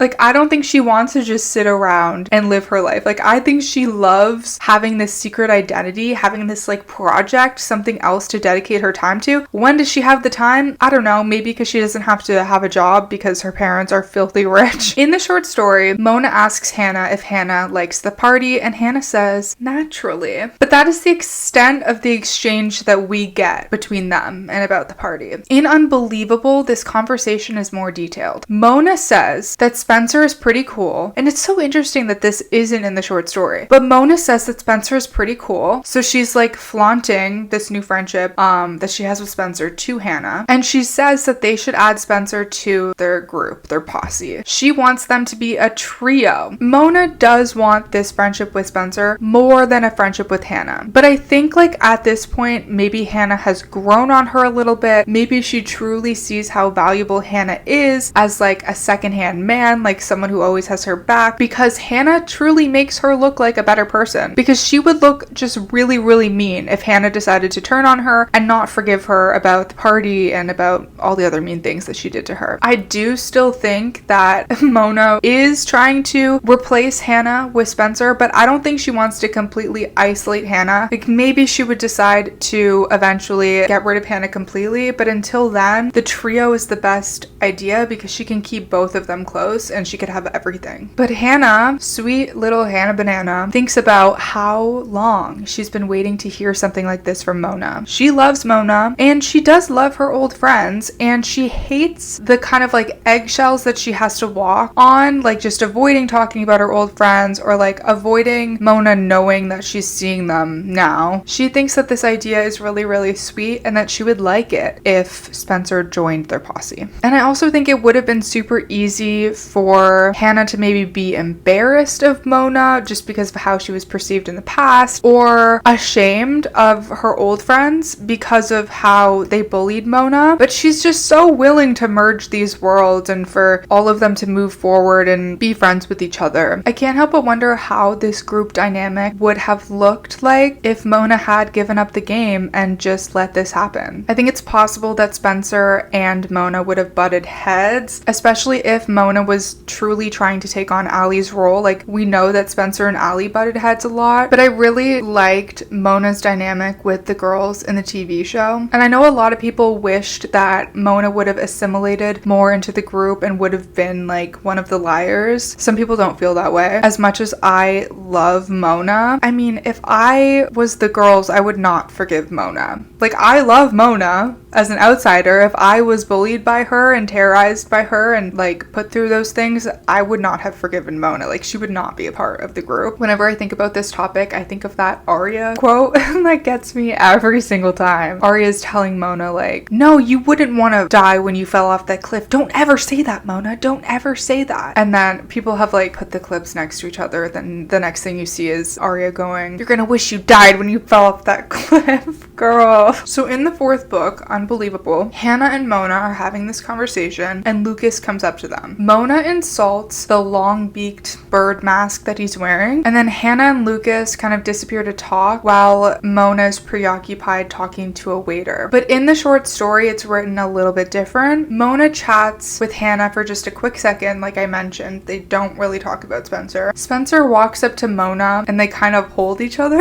It's interesting because you're hearing all of Mona's thoughts, so I was trying to like picture the actions that are happening as we're hearing her thoughts, and I'm like, are they genuinely just holding each other, staring at each other while she's thinking? She's just thinking about how happy she is to be friends with Spencer. They don't say anything to each other, and then she releases Spencer when she realizes that Lucas is staring at her. Mona suspects for a moment that maybe Lucas knows the truth. She thinks maybe he knows that she was the one that hit Hanna with the car, and he knows about A. I don't know if Mona Mona knows that Lucas knows about A, but Lucas knows about A and knows that whoever hit Hanna with the car is the same person, or like he suspects that. So Hanna ends up coming back to Mona, and this conversation that Hanna and Lucas had would have happened like, what's the equivalent to like off screen, but like in book form, off the pages. Mona jokes that she's glad Hanna is away from loser Lucas. Hanna tells Mona that Lucas doesn't trust her and that he keeps saying that Mona is hiding something from her. This is what happened at the party, and this is straight from Unbelievable. Lucas really wants to set things right because he cares about Hanna, and he's probably upset that, you know, the very night that they took their flirtation, their friendship to another level and they like kiss is the moment that all of this gets ruined because Hanna loses her memory. So he's really on a warpath to set things right. And a big part of why Hanna had finally warmed up to him is because she realized that Mona wasn't a very good friend. So Mona didn't like have her nails dug into her as deeply anymore, and that gave Hanna like room to be an individual person and to make her own choices. And now he's just witnessing like this manipulation and Hanna constantly choosing Mona over him, over the truth, over her self-respect, and like he hates to see that. And I hate to see that too. So in Unbelievable, we do actually see the full conversation from Hanna's perspective that she had with Lucas that we know happened in the short story, but we didn't obviously see it because Mona wasn't there. They had went off to the side, they kind of hid out and made out, so she's still clearly into Lucas even without the full information of everything that's happened. But she's still trying to keep this a secret from Mona because she knows that Mona does not approve of him. But Lucas is getting frustrated with this, wondering why Mona's opinion is so important to Hanna. He continues to urge Hanna to ask Mona what happened at her birthday party. That is when Hanna goes up to Mona and says, Lucas doesn't trust you and you're not telling me something. In Mona's head, she's thinking maybe Lucas figured things out, so she scrambles to come up with any type of information that could explain her behavior and also explain why Lucas might hate Mona and have it out for her. She tells Hanna that Lucas is holding a grudge because they dated the summer between 7th and 8th grade. She dumped him and he never got over it. I mean, the information is the same, but the way it's written is slightly different in Unbelievable. We just get so much more information in the book about how Lucas kept calling her, how she was his first kiss, and I'm sure it's because the short story just needs to be more concise than the book can be. But I do find it fascinating how much more information we get from Hanna's perspective versus Mona's perspective. I'm speaking about Mona in this next clip because she wants to gloss over this. She's very uncomfortable that she's like in this position where she has to defend herself and make herself look bad. And she's also in a state of panic. And you know, when you're in a state of panic, you might not remember everything super clearly. You might not relay the information super precisely. But Hanna, at this point in the story, would be very, very interested in the details. She would retain more of the information from her POV because she's trying to get to the bottom of things and she's trying to make sure everything is okay and hear the full story of what happened between Mona and Lucas. So she would be holding on to every detail. She would be trying to decipher every single clue and piece together a timeline and try to mend things between everybody. Mona doesn't necessarily care about every single detail at this point. She just wants to get out the story like as quickly as possible. And in the short story, Mona is telling Hanna like, I hid this information about dating Lucas because I was worried how you were going to view me. Like, I didn't want you to think I was a loser because I was dating a loser. And she's remembering that this is exactly how Hanna used to view her when she was bullied. So Mona is never going to let this go, because even in the very moment when she is trying to apologize about something that she genuinely did wrong to Hanna, keeping this secret, not telling her that she dated Lucas, obviously like this is the least of our problems, but it is kind of weird. She's still thinking about why she didn't tell Hanna and why what she did was justified, because she's always trying to justify her actions. She's never going to be a different person, and we're never going to move past what happened to her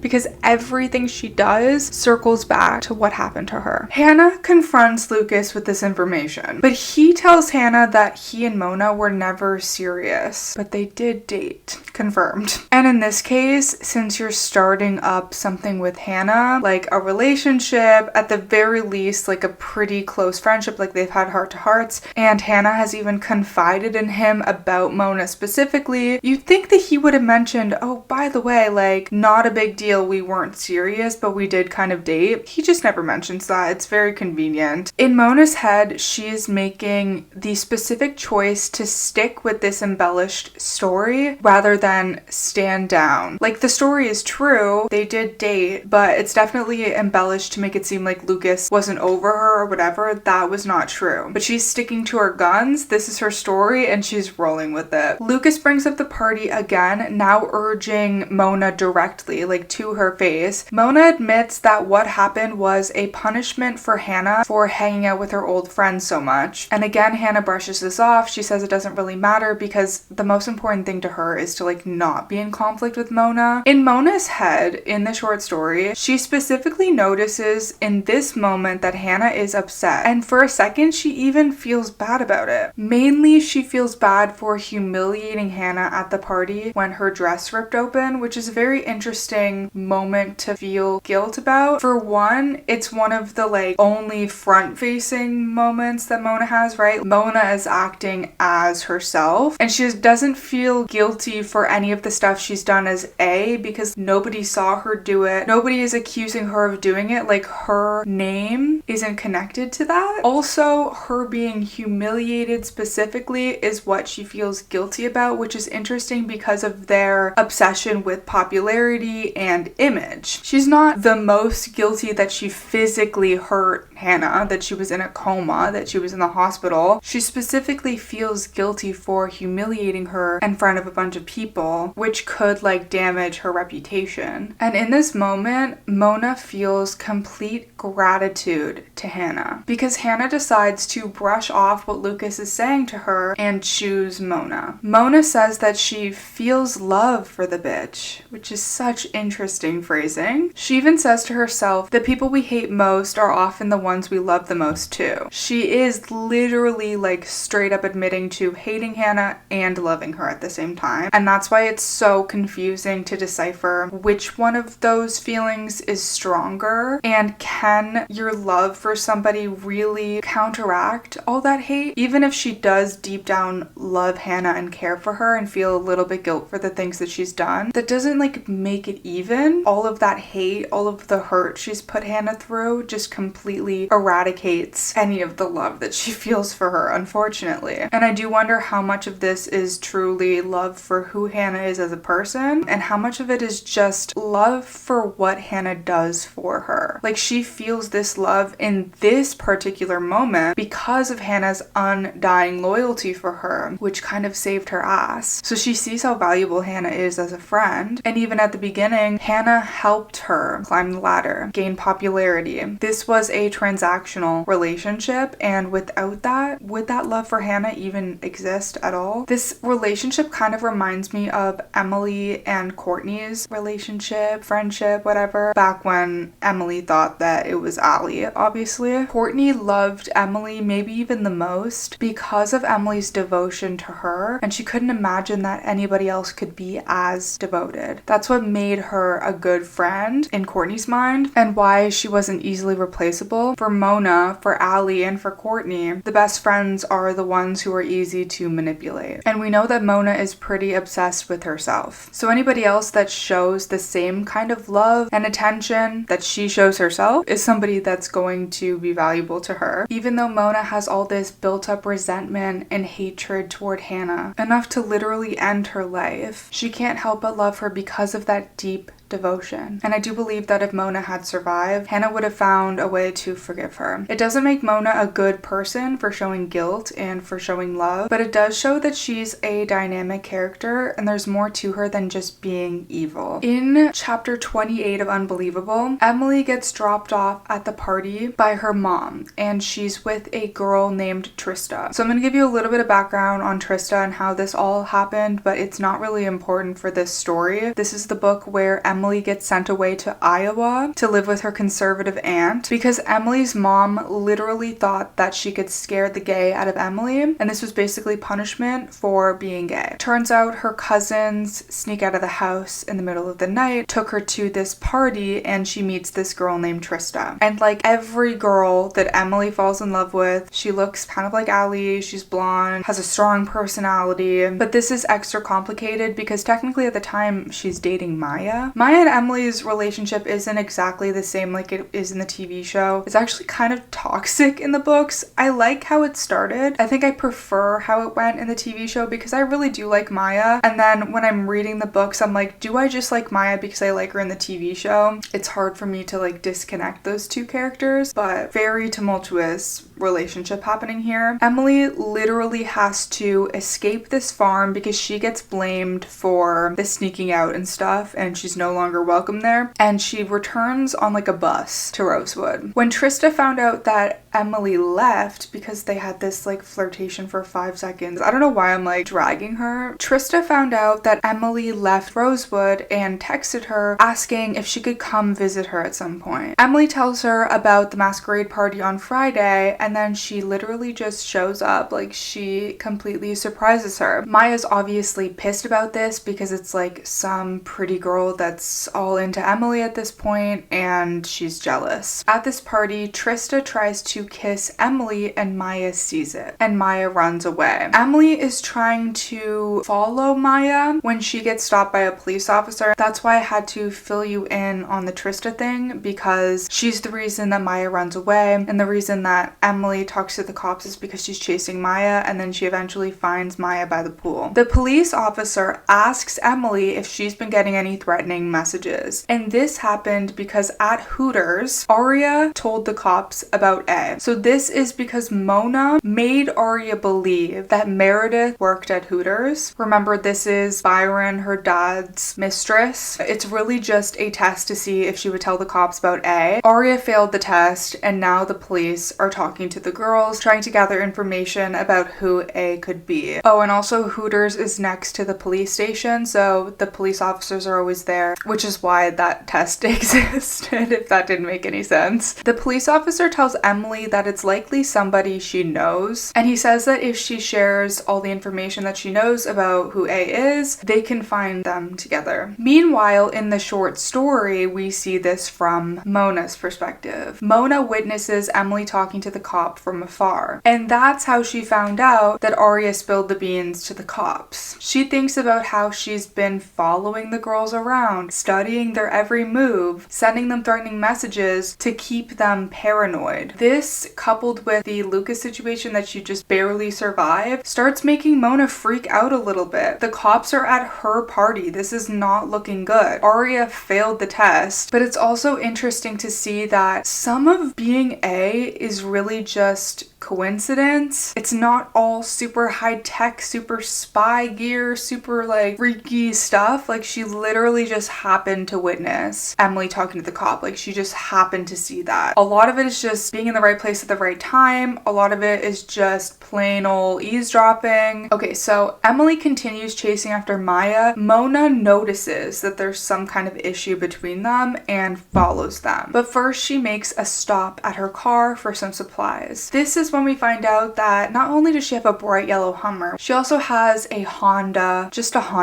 a regular ass Honda, which she uses for A activities because it's inconspicuous. Inside is a bag filled with props like fake blood, dolls, stuffed animals, and whatever else she might need. There's also a bunch of missing persons, like Allison missing person flyers, and she notes that when Allie was missing and everyone was putting these flyers up, she would take them down in hopes that people would forget about her and stop looking for her. I'm literally gonna cry. That is so funny and so diabolical. And again, it's just so cool to see like the inside scoop on how A works, how the process works. When you're reading the series, it just seems so mysterious. Some of the A messages and just like the situations that are set up feel very elaborate. It's like almost like this can't be a human doing this, because how do they get away with stuff without being noticed? But no, it doesn't just magically magically happen. Like there's a real person putting this together and having to be very smart, and we're just like sort of seeing all that unravel now. But this is very methodical and planned out, and honestly seeing it like this just makes it even more creepy, because like Emily and Maya are by the pool having a conversation, and Mona is in her car rifling through fake blood and stuffed animals for the perfect objects to leave a creepy ass note in the hot tub. Like it's just creepy. So Mona hides in the steam room and watches as this goes down. It's at this point that Emily accuses Maya of being A, and she thinks this because one of her A notes smelled like the banana gum that Maya always chews, which is important, but Maya's not A. Their relationship already isn't fun because Emily's mom is super homophobic and also racist, so Emily isn't comfortable coming out. They're just always fighting about something and unhappy about something. So her like accusing Maya of doing something to hurt her is crazy, and also like Maya doesn't really like fully question like, what do you mean sending you notes? What do you mean threatening you? Like what are you talking about? Mona has an Ariel blow up doll like from The Little Mermaid and puts it in a little blue bathing suit that is the same as Emily's bathing suit from the swim team, rips out some of its red hair. Emily's kind of a redhead, so this looks kind of like her, and like Emily's a swimmer. So my microphone fully cut out for like 25 minutes of footage, so I'm gonna do my best to refilm these parts, not forget anything, and hopefully not repeat myself a million times. Mona also blacks the eyes of the doll so that the doll looks dead. More specifically, so that it looks like Emily if Emily was dead.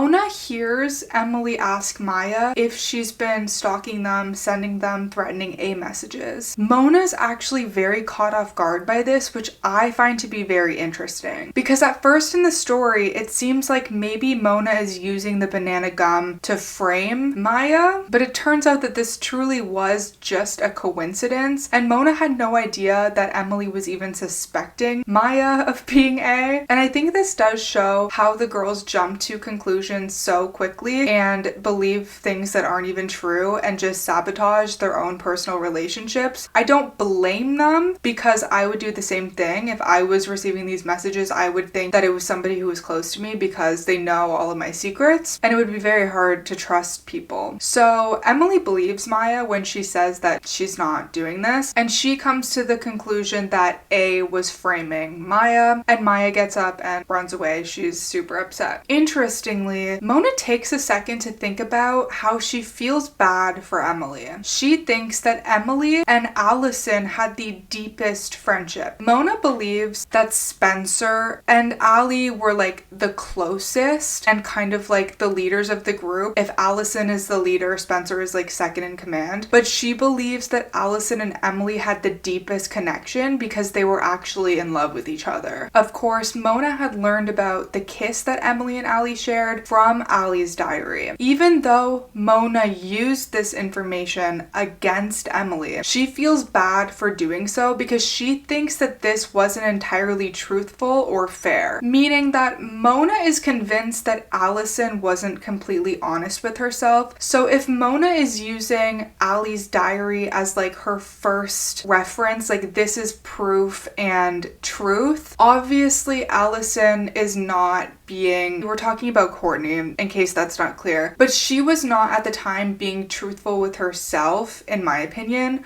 about her feelings for Emily, and Mona is clocking that. So even if she's not lying because she's using what Allie wrote in her diary as the truth, she feels in her heart that it wasn't entirely truthful. Does that make sense? And I do believe that Mona cares about the truth, and the fact that this specifically is bothering her so bad is because she doesn't think that Allison was being honest. This is also very important information for understanding the story better, because we're getting this information that Allison might have liked Emily from a third party. Mona is a bit impartial just because why would she care whether Emily and Allison have feelings for each other or not, right? Like we know that she is stalking them and she'll do things and like skew the truth sometimes to get what she wants. But at this point when she was observing them, she wasn't A yet. So she was just stalking them to stalk them, like just witnessing how they acted with each other. When we see things from Emily's perspective, we're a bit unsure at first what really happened between her and Allison. We can tell that Emily has feelings for Allison, but as things go further and we witness how Allie kind of tormented Emily early on for her feelings, and how Emily just really clings on to anyone who looks like Allison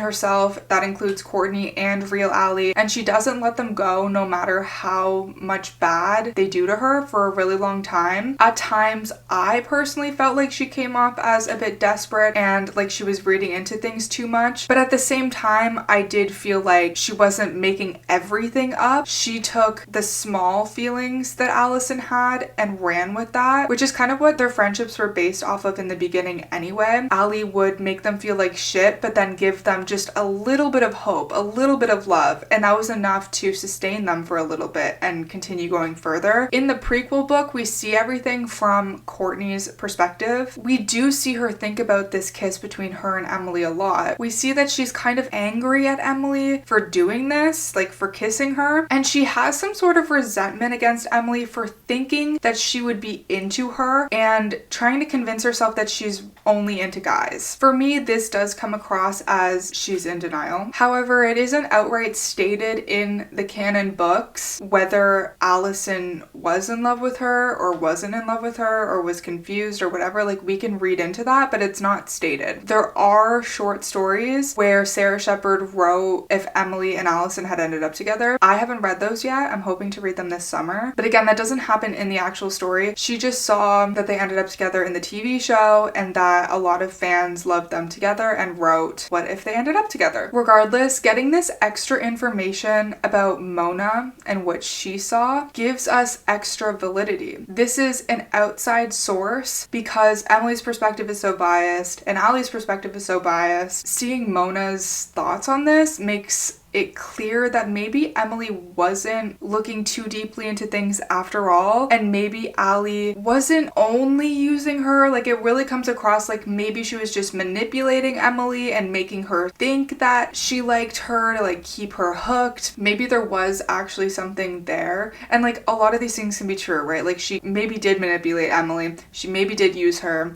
she definitely did bully her, but maybe she also did love her. Mona feels guilty that she witnessed this and she didn't tell Emily this, that she made it seem like Allison never loved her and she tormented her with this information. Most of what Mona does is taunt the girls with the information that she finds in Allie's diary as if it is true. So she's assuming that it's true because Allie wrote it in there. From there, she does stalk the girls to find more information on them, boots on the ground journalism, but Mona does come from a place of integrity, if you will. The truth is more effective than making up rumors about them would be. And we see that when she makes up the rumor about herself having had lipo, and then she's just like, lipo?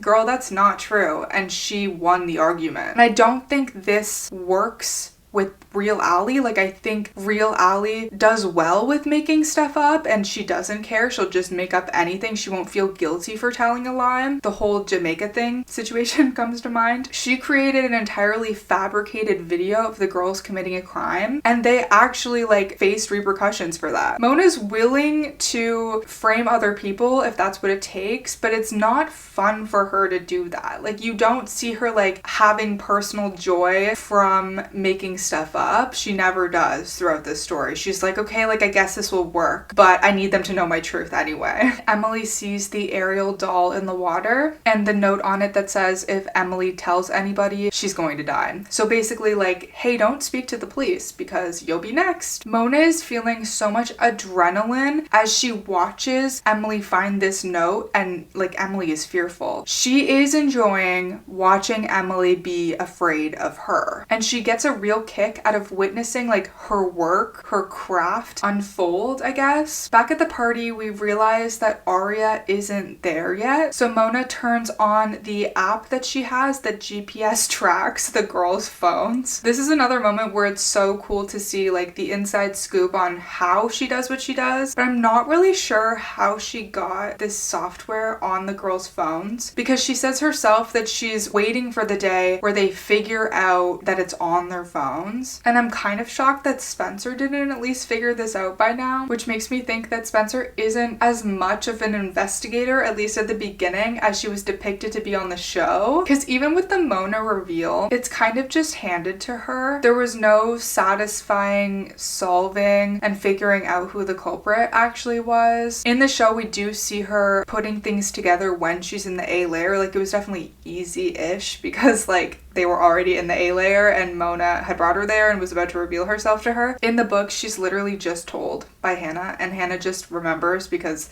the text had been sent to her. Like, they didn't really figure anything out. And I do really like this reveal, don't get me wrong. I think the first A reveal in the books was superior to the TV show, which I'll talk about closer to the end of the video. But I do wish we would have seen more investigating from the girls at the beginning. They really seemed like more involved in their own personal dramas at this time and less involved in figuring out who A was. And by the end of the series, like, they were on it. They were investigating, they were trying to figure things out, and they were taking things into their own hands, and I really enjoyed that part of the story. But I think right after Hanna got hit by that car, they should have amped up their investigating. They were just kind of like, oh, we haven't gotten A text messages in a while, like maybe it's over. And then it wasn't. I mean, obviously Arya did go to the police in this book, so that makes sense. So Mona sees Arya's location is at the Hollis College building. In Unbelievable, before Arya goes to the party, we do see her stop at the Hollis College building. This is where she's doing that art class with Jenna at the time, and she had forgotten her cell phone there, so she's just stopping in to grab it. So from her perspective, she had just gone to the police and she's very freaked out. She's thinking in her mind about the people who could have possibly hurt them, and she keeps thinking that it could be Jenna. I'm pretty sure she had also witnessed Jenna using like voice to text on her phone, and she's like, oh my god, the blind girl can text. Like, oh my god, that means that she's the one sending us threatening messages. Even though she's blind, so I don't really understand how she would be stalking you aside from sending you text messages, which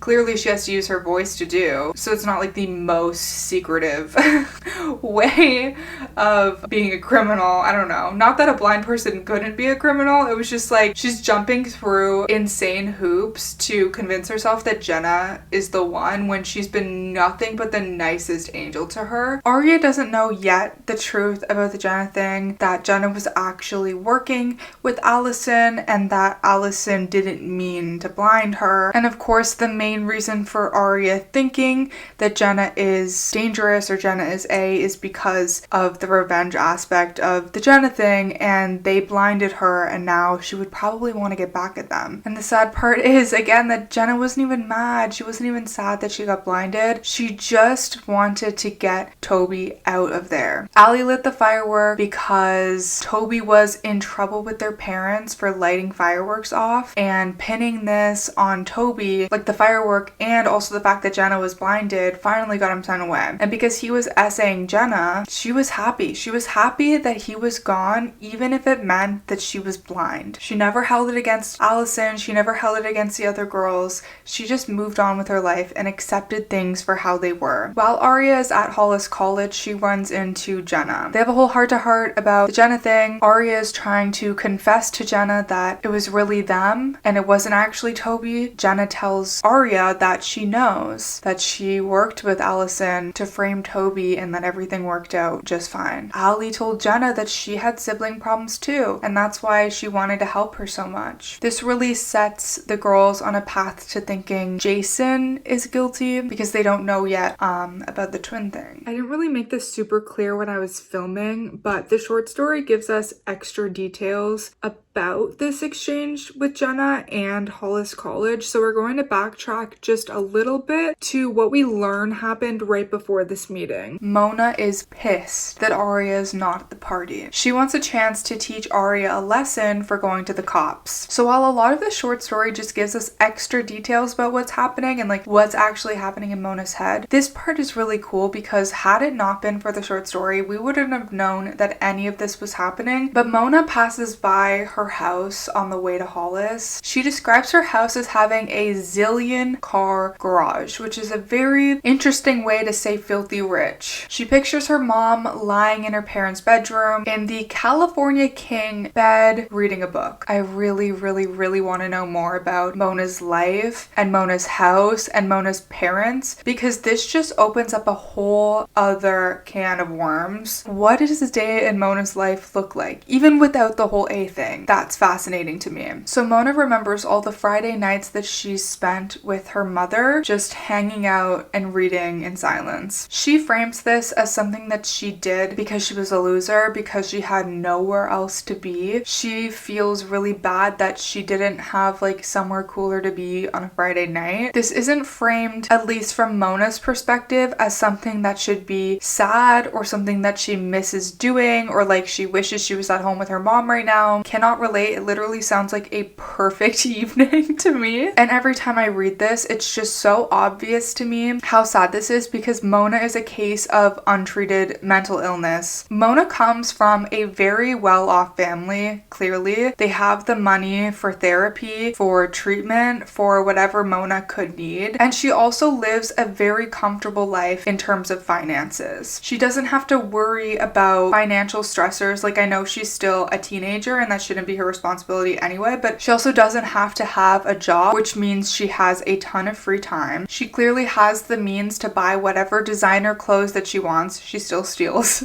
She can spend whatever amount of money she wants on going to the country club, on buying lunches and dinners that she won't even eat. I know I sound judgmental and I know this is a very like case by case thing. My point is that Mona has everything. Things that most people couldn't even dream of having just because of how much money and privilege she comes from. And yet she still suffers this mental illness because regardless of all the things that she has, she's still faced a lot of trauma with the bullying. This has impacted her regardless of any of that. But it's very sad because her family has the means to help her and she never got that help. And this is also a privilege that not everybody has. And I also want to point out that none of her mental health struggles that we know of come from the family home. And we don't know that for sure because we don't know all the information on Mona's family. She doesn't talk about her parents beyond this. For Aria, for example, like so much of her trauma stems from inside her family home, like her parents breaking up, the cheating. Emily has so much religious trauma.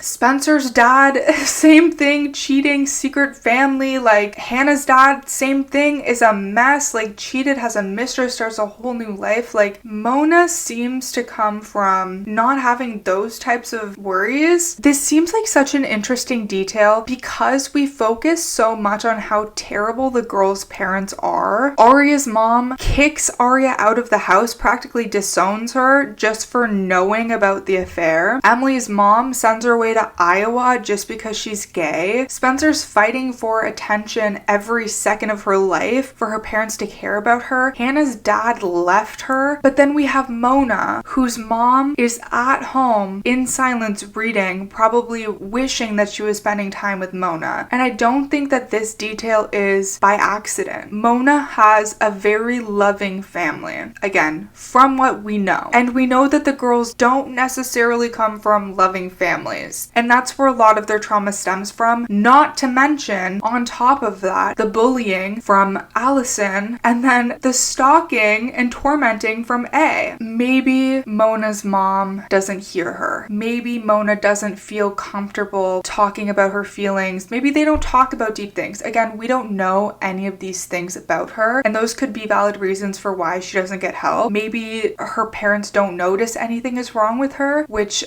is a sign that like she's not being seen and not being taken care of well. But we do know that Mona plays this part of like her being perfect. So it's also possible that they didn't see that she was struggling and that they were struggling. I say they. I don't know anything about Mona's dad. I don't know if he was mentioned at all. Mona's mom struggles with Mona's transformation into a completely different person. Mona probably has her entire future set up for her. She's a very privileged person, is my point. And all of this free time makes it even easier for her to hold on to all this trauma from her past. And because of all this extra free time that she has brooding, the situation has escalated into something something very, very dangerous because she never got help for her mental health. She's never begun to let anything go. Again, all of this is extremely nuanced. It doesn't matter how much privilege you have in this world, you can struggle with mental health. It's just so heartbreaking that she could do anything with her life, that she has so many opportunities and she is a mother at home that loves and cares for her, and she takes all of this for granted. And she also truly thinks that she has it worse than everybody else. I don't think she realizes that she is so privileged. And I think this privilege has helped get her to the place where she's at. Like, if she didn't have all of this privilege, maybe, I don't know, maybe she would be busy working a job. Maybe she would be busy working on a college application so she could get a scholarship. Maybe she wouldn't be as self-centered.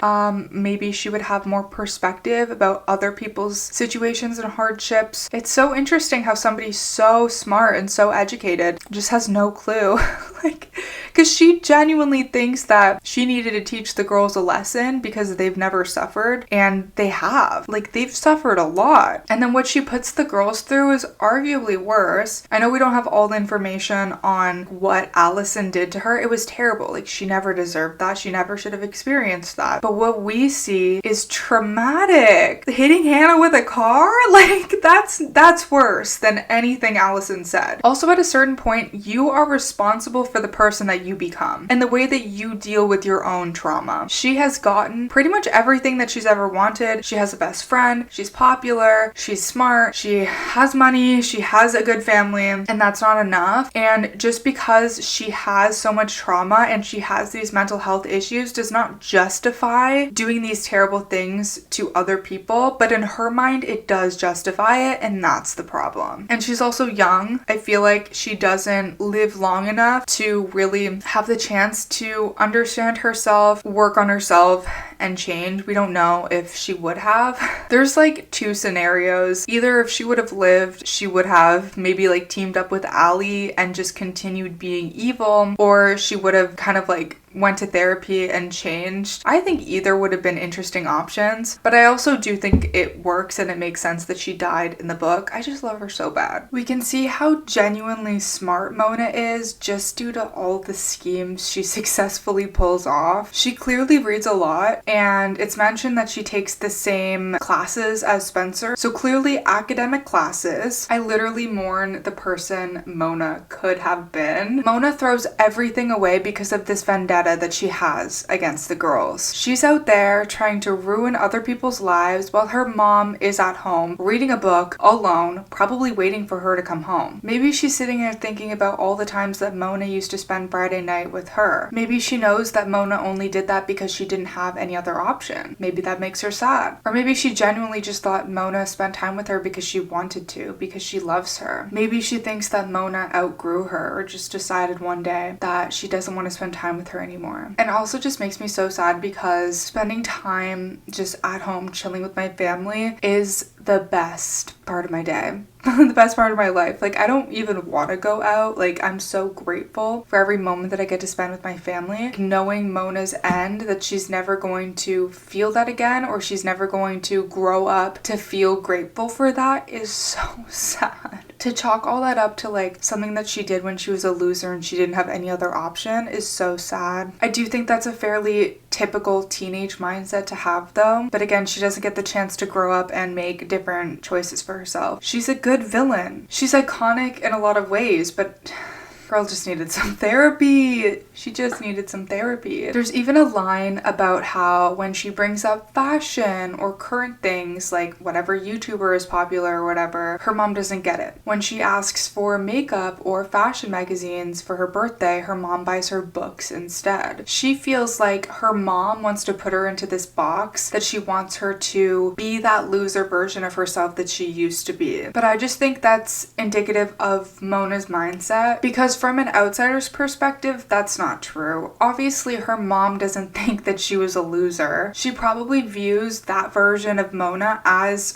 her true self and this new version as someone that she doesn't know or recognize. Should Mona's mom listen to her and her interests and her wants? Yes, absolutely. Maybe Mona doesn't feel heard and that this is triggering for her. But the implication that she doesn't like books anymore is also so strange to me because, like I said, she's clearly smart, she's clearly in academic classes, and just because she likes fashion magazines doesn't mean that she would stop liking books. She doesn't stop being smart. We don't know how far this persona of hers goes. Did she just suddenly change her entire personality, like putting on this mask randomly out of nowhere when she decided to be popular or when she decided to be A or whenever it was? Or was it a slow change? Did she just randomly stop hanging out with her mom, or was it gradual? This would make a huge difference in how her mom sees her and the emotional state that her mom is about the change as well. Because it would be very confusing if your child's personality just completely shifted overnight. Like, that would be honestly concerning, and not just on like a this is a teenager mood change, like finding yourself type of thing. Like, Mona's switch was drastic, and I'm sure her mom just wants her smart, sweet girl back. Or possibly her mom doesn't really see Mona as a completely different person at all and still sees that older version of herself. If the change was very, very drastic, it's possible that she was just like, can't compute this. Like, no, like my girl likes books. I don't know. Again, we don't see that, so it's hard to say. I also feel like it's completely normal for parents to view their children as like older versions of themselves. It takes a while for them to like get to know older, more mature versions of you. But Mona seems to take everything very, very seriously. The thought that her mom still sees her as this loser version or wants her to be that version makes her so angry. And it doesn't take a lot to make Mona so angry. She's going to come to whatever conclusion she wants to, regardless of what the intentions there were. She has this serious tunnel vision of erasing the person she used to be, maybe to try to eradicate the trauma that she's been through. But the more that she feeds into this anger and channels it into retaliation, she's just feeding the fire, and it's keeping this older version of herself alive that she wants to be rid of so badly. We can't see angry Mona without seeing A, and we can't see A without seeing loser Mona. In loser Mona, A was born. There cannot be one without the other. So if she was going to move on from this anger, move on from this old version of herself, she would have to move on from the game, and she's not willing to do that, so the anger inside her persists. And I think that there's a time and a place where anger can be very transformative. Girl, let that anger transform you. Don't let it control you. Rumination is such a prison, and rumination is honestly such a good word to encapsulate this series, honestly. Not even just this short story, like the whole series. But Mona does also think about her mom at home in the big California king bed reading a book in silence, and she wonders if her mom is disappointed in her. This shows that she's somewhat self-aware of the situation. She knows enough to know that her mom would not be proud of her for what she's doing, and maybe her mom is just sitting around missing Mona, and maybe she's thinking that she's so proud of her and happy for her that she's found friends and that she's found herself and that she's out having fun. When I think about Mona or this short story, I think of this image, and it's pretty sickening every single time, to be honest. Inside Hollis, Mona decides to leave an A message for Arya. This is the Wicked Queen from Snow White, hanging from a The note says, "Mirror, mirror on the wall, who's the naughtiest of them all? You told, so you're next, A." Which is like a threat because Hanna just got ran down by a car, you know? In the short story, Mona leaves the message and then walks out of the room. She hears somebody coming up the elevator, Jenna Kavanaugh. But strangely, Mona doesn't try to hide. She actually whispers Jenna's name. And she would have been able to hide because Jenna can't see. She's blind. But she actually calls attention to her. Jenna recognizes Mona's voice, so she knows Mona, and Mona grabs Jenna's arm. Mona can actually feel that Jenna is judging her and doesn't have very positive feelings for her anymore. We learned that they haven't been friends for a very long time, but there was a time when they were. Chronologically though, this is the first time that we learn about their friendship. Of course, it's revealed later on in Unbelievable that Mona was there at the Jenna thing. I do find it interesting that she reaches out for Jenna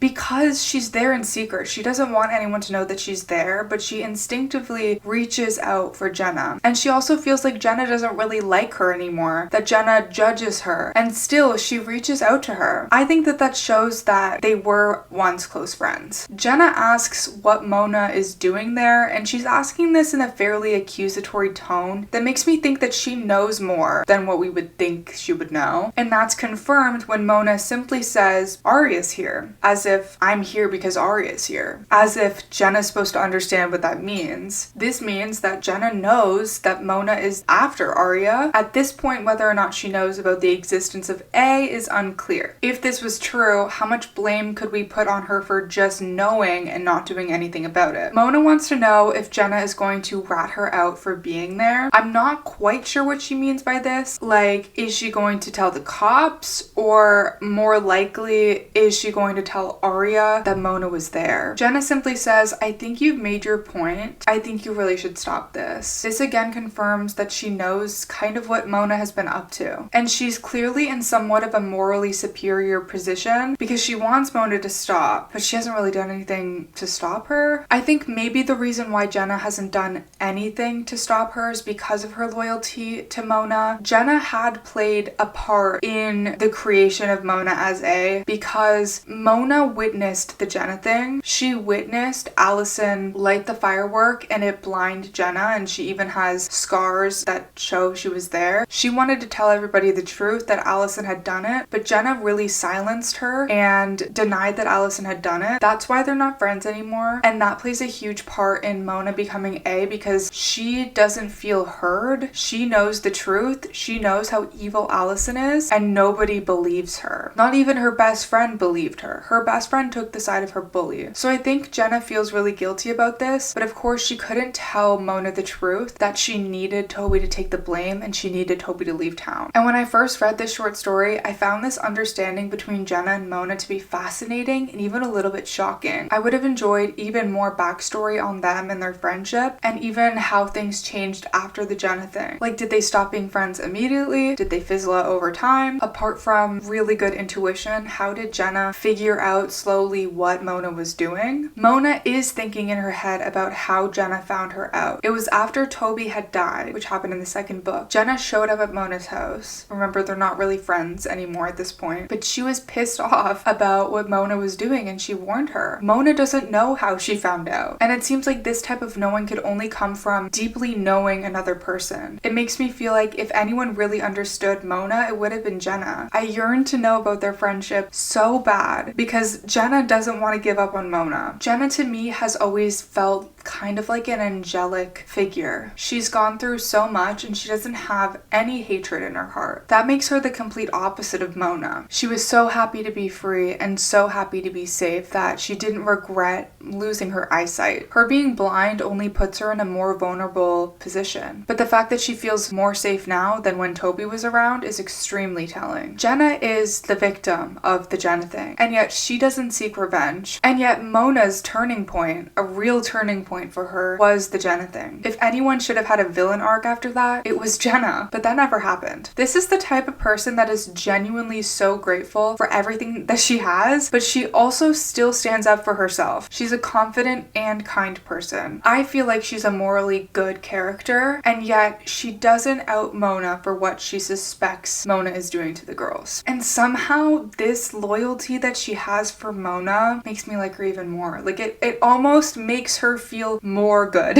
to me, which like obviously it's not a good thing. Like she should go to the cops or she should like talk to Arya or something, but it genuinely makes me love her even more because she does not turn her back on Mona no matter what. And you can see that she does value friendship because she's very tolerant of Arya and her fearfulness, and even as she gets closer and closer to Arya, you can see that she struggles with not being able to tell her the truth. Like she really wants to tell her the full story and help her, but she can't do it because she cares for Mona so much. If Mona and Jenna are both all-knowing figures, Jenna is the angel on Mona's shoulder. She's in Mona's head. She knows what everyone's doing despite being blind. Mona is inflicting pain and circumstances on other people, so that makes her more like the devil-like figure in contrast to Jenna. Jenna knows so much without even trying to. And this is what Mona does, but she has to try so hard to do it. Like it seems like Jenna just naturally knows what's going on. She's very intuitive And it comes so natural because she does this without being able to see. Mona has to do the most. She has to be everywhere, and she still isn't like as good at it as Jenna is. Jenna tells Mona to stop, and Mona tells Jenna that she's going to continue doing what she's doing until she's ready to stop, and asks if Jenna has a problem with that. Jenna says no, which we know isn't true because she clearly does have a problem with what Mona is doing, but because Mona's saying this in kind of a threatening manner, she doesn't really have any other option. That time when Jenna showed up after Toby died, she had told Mona to be careful, that she was playing with fire. Jenna knows in her heart and soul that things are going to end badly for Mona. This was a warning, but of course Mona doesn't listen. She doesn't listen now either. She's angry that Jenna stood by Allison, but I also think that Mona is jealous of her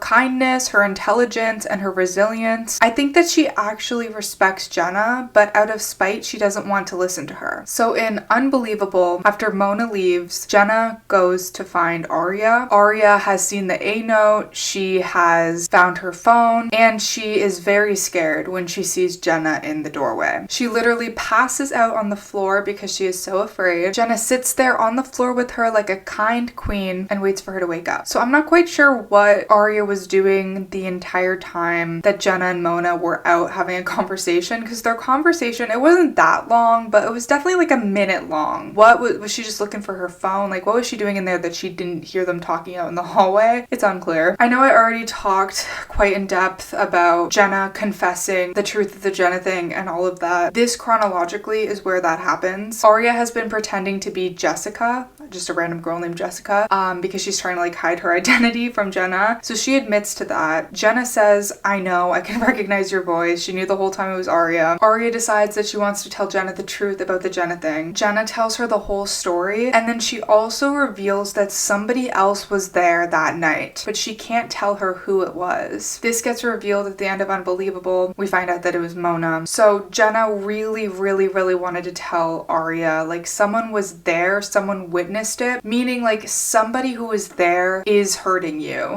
but she just cannot tell on her friend. When Mona returns to the party, we actually get a bit of a moment of weakness from her. She admits that this night has been a lot for her. She's been brushing aside her feelings a lot, even inside her own head, but she's getting stressed out. She feels this impending doom, which is foreshadowing what ultimately happens to her at the end of this story. Jenna has this intuition, this deep down feeling that things are not going to end well, and Mona is very much ignoring this and suppressing it, but it's still sort of there. There's an inkling of that there, which just goes to show how easily it comes to Jenna and how unnatural this like all-knowing position is for Mona. And if only Mona trusted herself and this feeling and just aborted mission, things would have ended up a lot better for her. But I don't think she does trust herself. She just goes into like panic mode of how she could possibly preserve the situation and still end up on top and still have everything that she has right now. If she really like sat there and tapped into like her intuition and thought about, the police are after me, Lucas is after me, Jenna saw that I was there, the girls are turning on me, they're telling the cops, but nobody has any solid proof yet that I'm A. In that case, her best bet would have been to lean into her new friends and get Hanna alone, maybe even confess to her,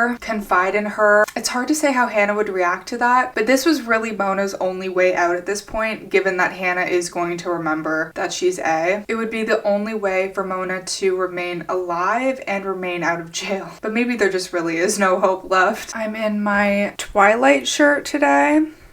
Back at the party, Spencer and Mona share a glass of champagne. In Unbelievable, the focus of this conversation is very much on them bonding, how they created this party together, how they're both naturals at party planning, how grateful they are for each other. And it genuinely feels like Mona just naturally likes Spencer and this new friendship is super organic. But in the short story, we know that Mona is unhealthily obsessed obsessed with Spencer, and she's also trying to gauge within this particular conversation if Spencer has spoken to the cops, because she knows that Aria has spilled all the details and that Emily is in the process of speaking to the police, and she needs to know if Spencer has spilled the beans, if she's too far gone even. She also really needs to know how much information the police actually knows at this point. Her anxiety around the situation is really starting to show, and as readers we can now tell that her overconfident persona is starting to crack a little bit, and we just see that anxiety spread. Like something is really wrong, and even Mona knows that it's wrong. In Unbelievable, Spencer goes to the bathroom and Mona starts dancing. In the bathroom, Spencer runs into Melissa. Her and Melissa are in the middle of a fight at this point, and Spencer is very suspicious of Melissa. So this scene comes off as kind of sinister or like scary, like nerve-wracking. It depends on how you perceive it. I remember when I read it and I was kind of suspicious of Melissa, so it kind of felt scary to me. The fight specifically is about Ian Thomas, because obviously Spencer and Ian kissed in the past. Melissa and Ian are back together, and Ian had snuck into Spencer's hotel room when they were all, her and Melissa were in separate hotel rooms. I think this was for the Golden Orchid competition in New York, but correct me if I'm wrong. And they had adjoining rooms, so it was super easy for him to slip into her room. But it's revealed that Mona is actually in the bathroom listening to this conversation, so she waits till Melissa leaves the bathroom and then comes out and is like, oh my god, was that your sister? So in the book it was kind of like Mona's on the dance floor, but then she had to pee, so she just happened to be in the bathroom. Like, if you wanted to look into that and think deeper of that, I guess you could have, but if you're not suspicious of Mona, I guess it just looks like a coincidence. But Mona really takes this upon herself as another opportunity to get on Spencer's good side and kind of act as like a shoulder to cry on, like someone to confide in if Spencer wants to talk about Melissa, which ties super well into Mona trying to pawn off Melissa as A and as Allison's killer. And in the short story, we know that Mona goes into the bathroom deliberately because she's trying to kind of like stay near Spencer. She's really afraid that the cop is going to find Spencer and start questioning her, and everything's going to blow up in her face. When she sees Melissa in the bathroom, she starts wondering how freaked out Spencer is. She thinks about how she's been sending Spencer these A messages alluding to the fact that Melissa could be the murderer. So if you had any uncertainty as to whether or not Melissa was Allie's killer at this point, the short story really clears that up. But a quote that I find just incredibly fascinating is when Mona is thinking to herself that she's kind of protective over Spencer because Ian Thomas, yikes. And when we remember that Mona is the one who has been reading Allison's diary, this holds so much more weight. Later we find out that Mona is convinced that Ian is the one that killed Allison because Allie had written in her diary that she was going to meet with Ian that night. Mona truly believes that Ian Thomas is the one that killed Allison, and yet she has not done anything about this. She also knows the kind of relationship that Ian and Spencer has had over the years. She knows about that kiss because it was written about in the diary. She knows how gross it is for Spencer to be hanging out with him or for him to be around Spencer, not only because of Allie, but just in general, like him as a person. My point is there are multiple reasons why Mona should be horrified that this man is hanging out with Spencer, or just horrified that he's out in the world in general. And yet the word yikes feels so casual for this incredibly dangerous context. The word choice is so incredibly telling of Mona's inner world, the way she's viewing things. Yikes is not a strong enough word to show that you're really truly worried about a person. It comes off more as disgust, maybe like slight worry, but not worry like, oh, oh, that guy's a murderer. And even just beyond Spencer, she has no care in the world for trying to pin things on Melissa, because again, the truth matters to Mona, but not as much as getting what she wants. So she thinks pinning things on Melissa is the only way to get Spencer on her side, and the most important thing that Mona can do for her own self-preservation, but also just personal satisfaction, is befriend Spencer and get Spencer on the A-team. So this is her number one goal, and she's going to do whatever it takes to get there. So not only does the truth of Ian Thomas being Ali's killer fall to the wayside, which we know that's not actually true, but in her mind it's true, she also doesn't care that he's a murderer and that he's just out in the world, because turning him in doesn't seem to give her any value. Like, that doesn't seem to make the game easier for her, to make her life easier. It doesn't seem very interesting to her. So why would she do it? Why would she turn him in? She's not worried about him killing anyone else. That is not a thought that crosses her mind, and yet she knows that he's weird because she thinks, yikes, Ian Thomas? Like,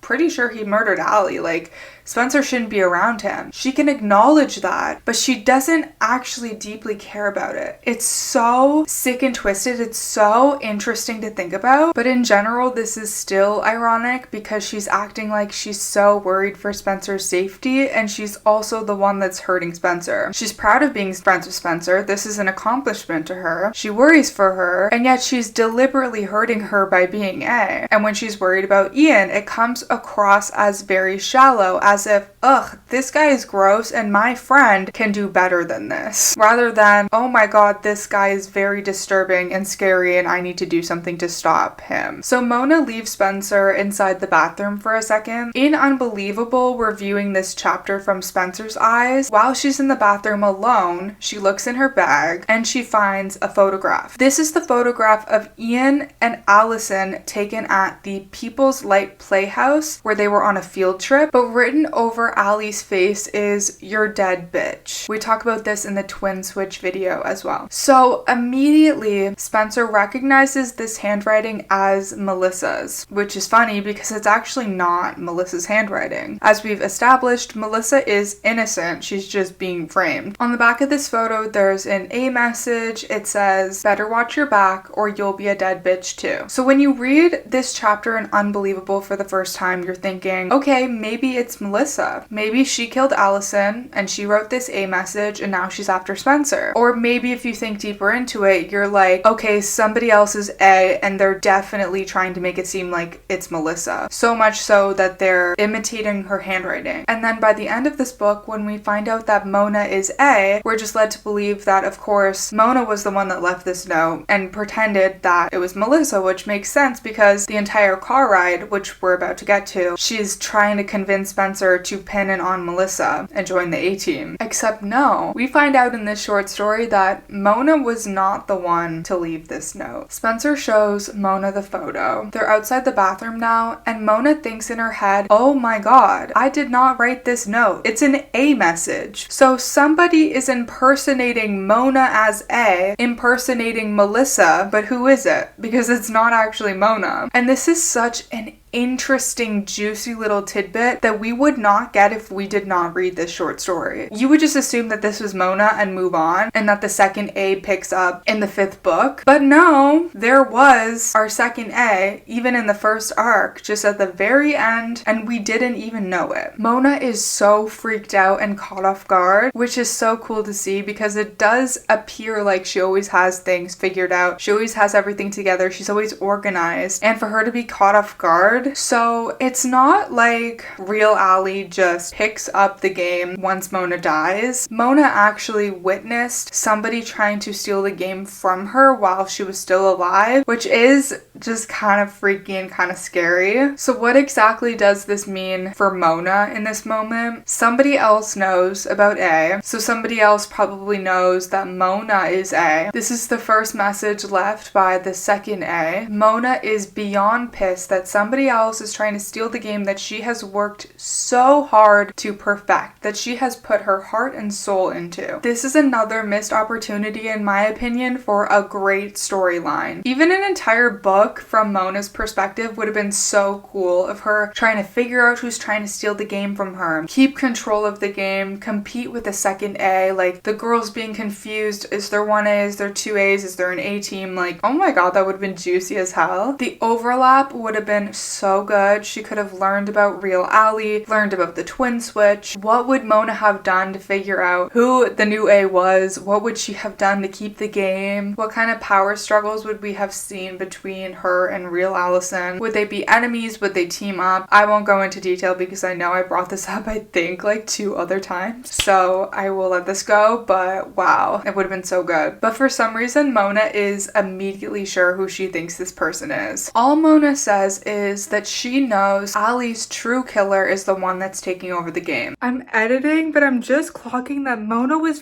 incorrect. She thought it was Ian. She thought Ian is Allie's real killer and Ian is taking over the game. But she did say Allie's killer is the one that's trying to take the game from me. And she was right, because real Allie is the person that killed Courtney, who she thought was Allison. She's so smart. So she doesn't name Ian Thomas, but we know that she thinks it's Ian Thomas because she reveals this later on. And I'm not gonna pretend like we don't already know this information, but it is supposed to be kind of like surprising to the reader, like suspenseful. We'll figure it out at the end of the short story. But she's like, Ian Thomas is the one that's taking the game from me. And again, she didn't give a when she just thought that Ian Thomas was a murderer, that he killed Allison, that he could hurt anyone else, but now it's inconvenient because he is trying to take what is hers. And what I find so funny is that she thinks it's so creepy that someone was able to put that photo in Spencer's purse without her knowing, without Spencer knowing, without Mona knowing, without anybody else seeing this person. So creepy that someone would be able to get away with that. And then she's like, have the girls been feeling this way about me this entire time? Am I so creepy? Have they been this creeped out? Like, is this how it feels? Which again is so interesting because it's like, I need to torture the girls because they don't know how it feels to be bullied. And now she's like, wait, is this how it feels to be stalked? She can recognize that it's weird and it's uncomfortable, but she wasn't able to recognize that until she experienced it herself. So maybe she truly believes that people can't feel empathy without experiencing it themselves. Not only did the girls actually understand what bullying was like firsthand, but they do feel empathy for Mona. When they grow up a little bit and they're not friends with Allison anymore, like they do feel bad for what happened. And it's like really hard for Mona to comprehend that they do feel bad and that they do understand what she went through, which is kind of the basis for her doing this in the first place. Okay, so she doesn't tell the reader that it's Ian, so she keeps calling this new A he. She decides that she's going to make this situation work in her favor. Since the cops are getting involved at this point, as much as it would suck for Ian to take the credit for all of her hard work, this does work in her favor for him to take the blame in terms of the cops. So this is what I mean. She doesn't want anyone to take credit for the game, and you know, the truth is that she's the one that created it, but self-preservation is more important. So after so much time hiding from the police and convincing the girls not to talk to the police, she actually convinces Spencer that now is the time to get the cops involved. So in Unbelievable, once we know that Mona is A, it kind of just came across like maybe Mona's plot all along was to get Spencer to turn on Melissa because of the photograph and because of all the clues in the A messages that were making it seem like Melissa was A. All of this, of course, to get Spencer on the A team. But I actually think with this extra context, it does make sense that this was all kind of a last minute decision. Like there wasn't any real concrete plan to turn Melissa in to the cops, and going to the cops was kind of just an act of preservation for her. So just to be clear, in the short story, we go from, is this how the girls have felt the whole time? Watched,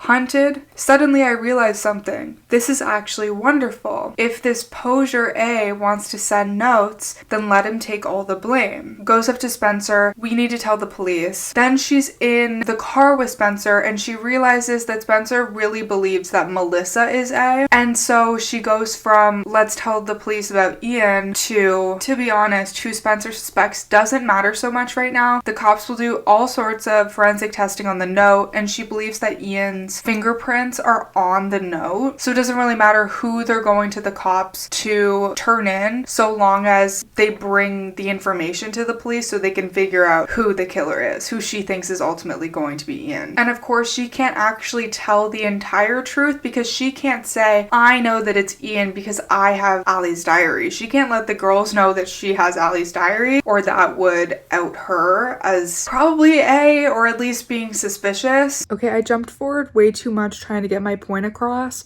when I talked about like going to the police and getting in the car and stuff. So we're gonna backtrack just a little bit to when they're talking about this at the party and Mona and Spencer decide to leave together. Inside the party, the two of them speak to Hanna and Emily and explain that they're going to the police. Spencer is the one that tells them she thinks Melissa could be Allie's killer. And even Mona admits that the handwriting did look a lot like Melissa's handwriting, so she can see why Spencer really believes it, but she is convinced that Ian must just be really good at forgery. Wilton isn't picking up his phone, so Mona suggests that she can drive Spencer to the police station while they're in the middle of this party. Like, I guess this has to happen right now. And again, this particular scene in Unbelievable is so much longer, including them actually talking about Ian Thomas, which I find interesting that they kept this out. Sarah Shepard kept this out. Because Mona's actually thinking in her head, obviously, about Ian Thomas, but we don't see this verbalized in the short story, and it is verbalized in the chapter. Including this in the short story could have added some pressure on her because we could have seen her be anxious about it. Like, oh, I better not spill the beans. I can't let them know that I think Ian's suspicious. I can't let them know that I have Allie's diary. Because we see this conversation play out in the chapters, but that's before we know that Mona is A and that she has all of these suspicions about Ian. In the chapter, we see Mona be like, oh my god, rewind. Allison and Ian Thomas, they were together? Ew. Did you guys know? She is acting like she's shocked. So before we know that she's A, before we know that she thinks that Ian is the second A, it kind of just seems like she didn't know and she's learning this information in the moment. But it would have been cool to see that play out in the short story so that we could see it contrasted with her actual thoughts and her like actually denying it to the group. You know what I mean? Whatever. I'll move on. So Spencer's explaining it would make sense that Melissa was A because Melissa knew that Ian and Allie were hooking up. Obviously, she pretends to be shocked at this fact, but we kind of skip over the whole conversation in the short story. So in Unbelievable, Hanna agrees that this looks like Melissa's handwriting, but we're viewing this conversation through Emily's point of view, and we hear in her mind that she doesn't think Melissa would be capable of killing Allison. Hanna offers to go to the police station with them in the book. In the short story, they just go together. Spencer and Mona both convince her to stay at the party because the party's for her. And again, this does make me wonder how the story would be changed if Hanna was there instead. I always did think it was very odd how Hanna was the one closest to Mona and she was not there for the actual A reveal, especially since she's the one that finds out that Mona was A both times, like originally and then when she gets her memory back. Of course, this does make more sense in the book than it does in the TV show. With the added information that Mona has always been obsessed with Spencer specifically, it makes sense that she chooses Spencer to be in the car with her and that she chooses Spencer to try to get her on the team. And her and Hanna are more frenemies vibes in the book, but I feel like they had more of a genuine friendship in the TV show. Because the TV show didn't put as much thought into the reveal, it didn't make as much sense in the way they revealed things because they were trying to do what the book did, but they didn't do it as good as the book. That being said, I still love Mona being A in both. I think it's perfect. I wouldn't change it. Her motivations definitely made more sense in the book, but I do think there should have been some sort of confrontation between Hanna and Mona. It's always been them. They've always been close. So it is just a little bit weird for Spencer to be the only one involved in the reveal. Also, Mona lies to Hanna that Justin Timberlake is coming to perform to make her stay at the party, which doesn't happen. We get some details in the short story of Spencer being unsure if she can turn Melissa in, and Mona talking her back into it. But there are so many cryptic things that Mona says to Spencer in the chapter that we don't see in the short story, and I kind of get why they weren't included. Things that feel like they add detail to the story and unbelievable when we're building things up, seeing them from Spencer's eyes, but it's just kind of self-explanatory once we see things from Mona's eyes, because it's kind of like she has the same opinion over and over and over again. For instance, Spencer tells Mona that it's very nice that she set up Justin Timberlake for Hanna. Mona says that Hanna's her best friend and she just wants her to be happy. Spencer's surprised that Hanna still likes Justin Timberlake so much, and Mona explains that she knows a lot of things about Hanna, and sometimes she thinks that she knows Hanna better than Hanna knows herself. She also says, "You have to do good things for the people you care about." The first part is pretty self-explanatory, so it makes sense why we wouldn't reiterate this all in the short story. Like, yeah, she knows Hanna so well because she's her best friend, haha, but it's really because she's A and she stalks her, and she could say the same about all the girls. Maybe Mona does care about Hanna. Maybe she's just saying that she does care about Hanna. She could just be saying anything to get the target off her back, which already we've learned from her POV, so it doesn't like add anything. I also think that she's trying to get reassurance from Spencer that she's a good person or she's a good friend, or trying to like build up her confidence. Like, yeah, I am really good at this game. Like, I do know you guys better than you even know yourself, because she's been knocked down so much from the cops getting involved and like this new A and her just feeling very off her game. I think she's trying to build up her confidence again. But obviously that wouldn't be included in the short story because Mona's not going to think about that. Like, I don't think she's self-aware that she feels really insecure or she wants to brush things off and get to the part where like she's fabulous and she's in charge. There's also a moment when Mona pulls out a pack of gum that smells like artificial bananas, which we know at this point is Maya's scent. So this gives us the hint that Maya probably isn't A because somebody else actually has access to this gum. And this of course is sort of the inspiration for what they did in the TV show when Mona takes Spencer to the A layer and then she's looking through Ali's diary. She sees a gum wrapper and then Mona offers her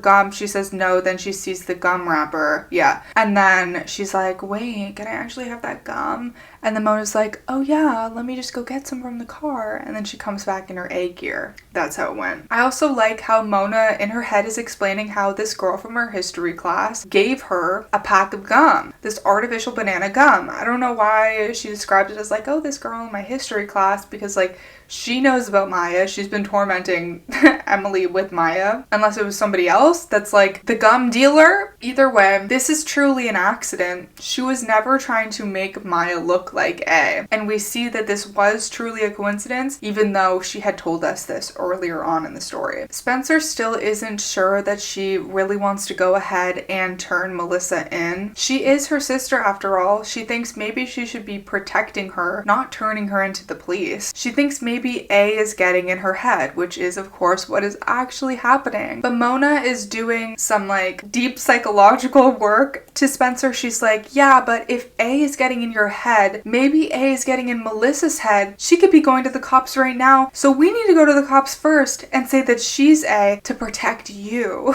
Meanwhile, in Unbelievable, Emily, Hanna, and Aria are at the dance. The party, my bad. Aria has just come in from Hollis College and she's filling them in on everything Jenna had told her about the Jenna thing and Allison. Specifically, she shares Ali had sibling problems too. So her new theory is maybe Jason was doing to Allison what Toby was doing to Jenna. Emily does not believe this to be true. And Hanna says, I heard like 1 in 4 boys is is abusive to his sister. And Emily says, that's ridiculous. Don't believe everything you hear. And this phrase, don't believe everything you hear, is incredibly important in Hanna remembering that Mona is A. This unlocks the memory of the text message that Mona had sent to Hanna from her real phone number instead of the anonymous A phone number, which had said, don't believe everything you hear. In book 3, at Mona's birthday party, she was obviously like embarrassed after everything that Mona did to her, and she tries to call her out for using lipo. A had been hinting that Mona used lipo because Hanna had seen Mona at the Bill Beach plastic surgery clinic, but that was just because of the burns that she had from the Jenna thing. So she brings this up to Mona at the party, trying to humiliate her, but Mona just brushes it off and she's like, that's not true. I've never gotten lipo. So then Mona, as A, sends this text message, not realizing that she sent it from her own number. Now she remembers everything. She remembers the full message. Oops, I guess it wasn't lipo. Don't believe everything you hear,